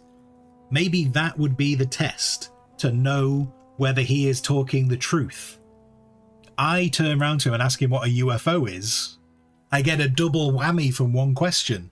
I ask him what a UFO is, and he turns around and goes, oh yeah, that thing's a UFO. Then immediately I know that aliens are real, and I know that Michelangelo isn't who he says he is. Well, no, he is who he says he is, but he's not from the time we think he is. There you go. There's a whole story there. There's a whole story. I'm writing it in Notepad. It's my story. It's copyrighted immediately. You don't get to have it. It's mine now forever. And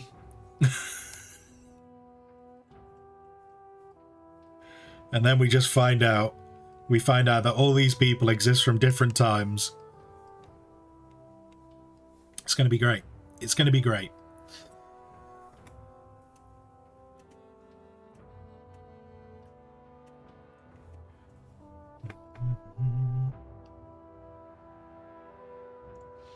Or just the obvious reason why artists did something, drugs.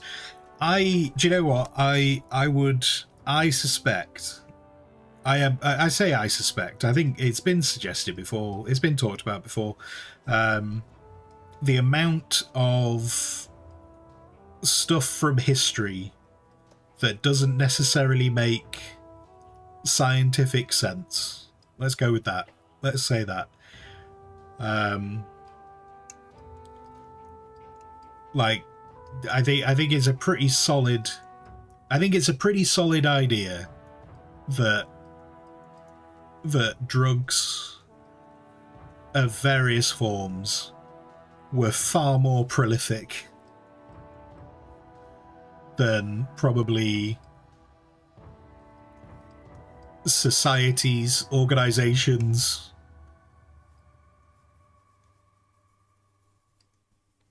would want you to know. So yeah, maybe a lot of people are on drugs. Angels as we see them depicted aren't like the angels described in the big old book. Yeah. So like if you think about, but you see, here's the thing, Ambro. Like if you're thinking of like a Renaissance angel, they are often depicted a lot more looking like us. But when you kind of like go to a biblical, this is one of my things, right? This is not me saying this is absolute fact. Before anyone gets upset, this is not me saying this is absolute fact. But if you look at like a biblical description of an alien, of an angel, for me, a biblical description of an angel, it's a freaking alien spaceship. Like when you look at the biblical description of angels, to me, I find it very easy to look at them and go, that is very similar to how like there are certain UFOs described. Well, there you go. Where are we up to? Sorry, I'm trying to scroll down and not get too sidetracked, but I also want to talk about these things because they're interesting. Yana got homework to do tomorrow. No, sorry, yeah, but birthday. So yeah, and just to clarify, because it almost sounds like I forgot his birthday. I didn't forget his birthday. I just thought we were potentially going to do a meetup at the weekend because it would be easier for everyone to come together. But they want to do the meetup tomorrow, which in hindsight does make more sense because, you know, he's 3. He's 3. He wouldn't understand why we would celebrate his birthday on the wrong day. So we are meeting up tomorrow.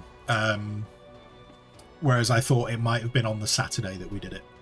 That's why it's a bit last minute that I'm telling you. Lude, luckily your triplets were born early 2024. No need to think about birthday parties yet, but in a few years it will be a pain. Yes. Yes.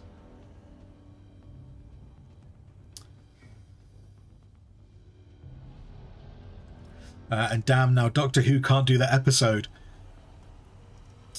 Anything that modern Doctor Who has done, I will accept when it's bad.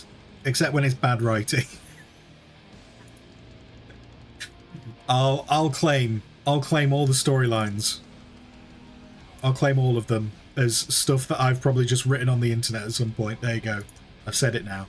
It's public. It's public knowledge. Except for when people think it's rubbish, then it's nothing to do with me. Where's that line?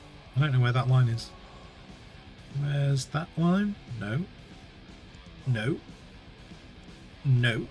Wait, where are you? What? Where are you? You're not there. Are you there? Ah, okay. Oops. I did say I was wrapping up soon, didn't I? Did say I was wrapping up soon. We will wrap up soon. I'm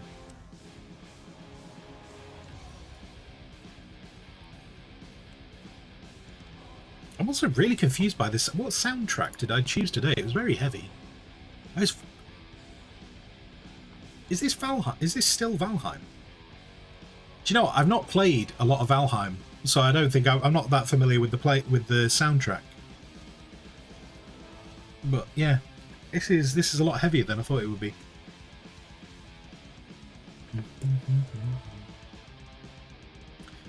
Max, weren't some of the colours used back in the day very unsafe? Maybe some were psychoactives. Absolutely a possibility. And yeah, there's a lot of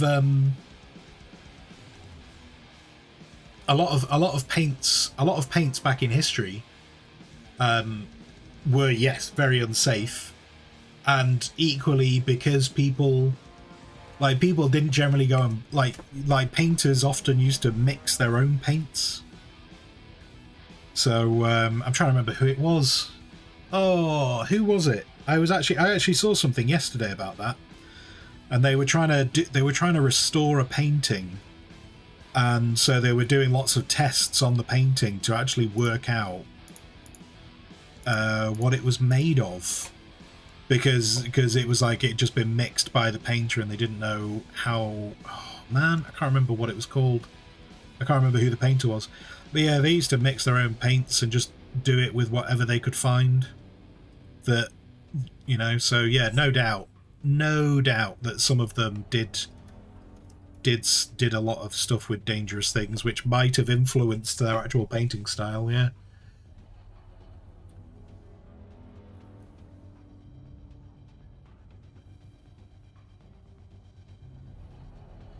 I got a new colour. It's called Cocaine White. Time to mix it. Yeah. But yeah, all kinds of poison, all kinds of poisonous stuff, and because oh, there's a YouTube channel that does shorts, and unfortunately I can't remember her name, but she does.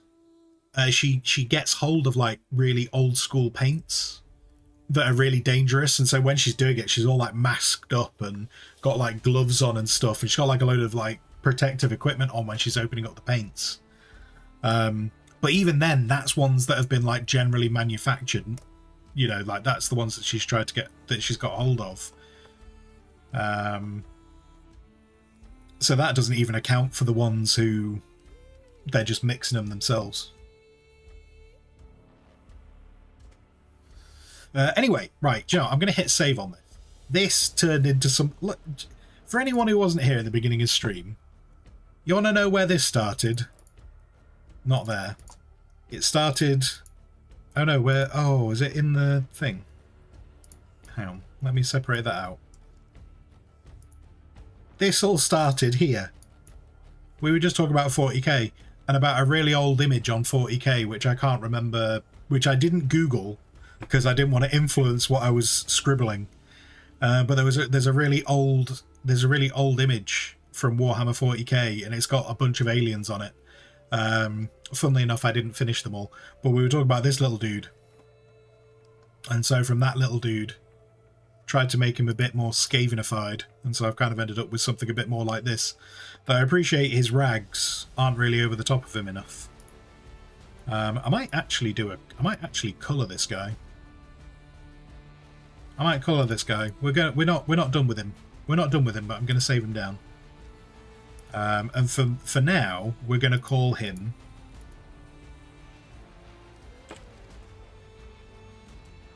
We're going to call him Spaven, because he's a space Skaven. There we go. So that's saved.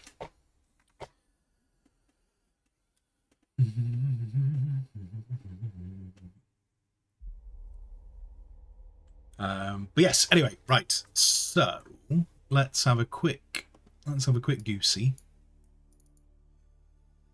I'm going to actually, Joe, it is later than I planned.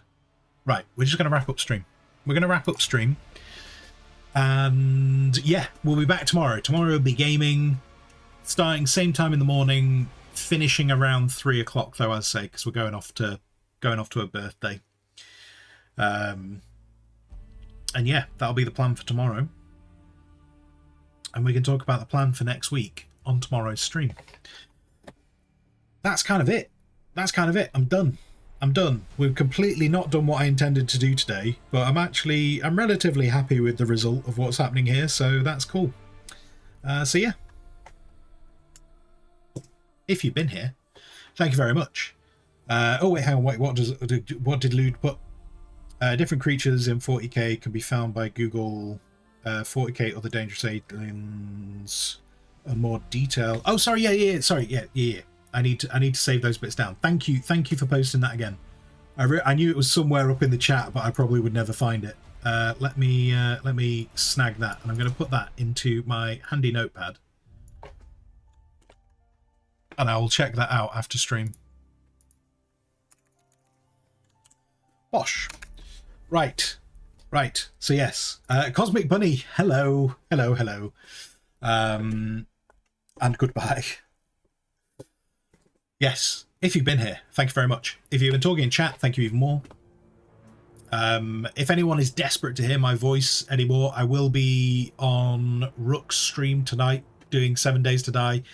You don't see my face, which might be preferable to some people, but you will hear my voice, generally cursing people for doing random stuff to us when we're in game. But yeah, I'll be along there tonight in about 6 hours from now. There you go. Whichever time zone you're in, that works for whatever time zone you're in. So in 6 hours from now, I'll be on Practical Rook's stream, and we'll be doing 7 Days to Die, if you're desperate to hear me. If not, you can wait until tomorrow, because I'll be back tomorrow on this channel. Helen, hello. And yes, right, so, if you've been here, thank you very much. If you've been talking in chat, thank you even more. I've told you where I'll be, so whatever you choose to do with the rest of your day, I hope that you have a fantastic time. And until I next see you, until then, goodbye.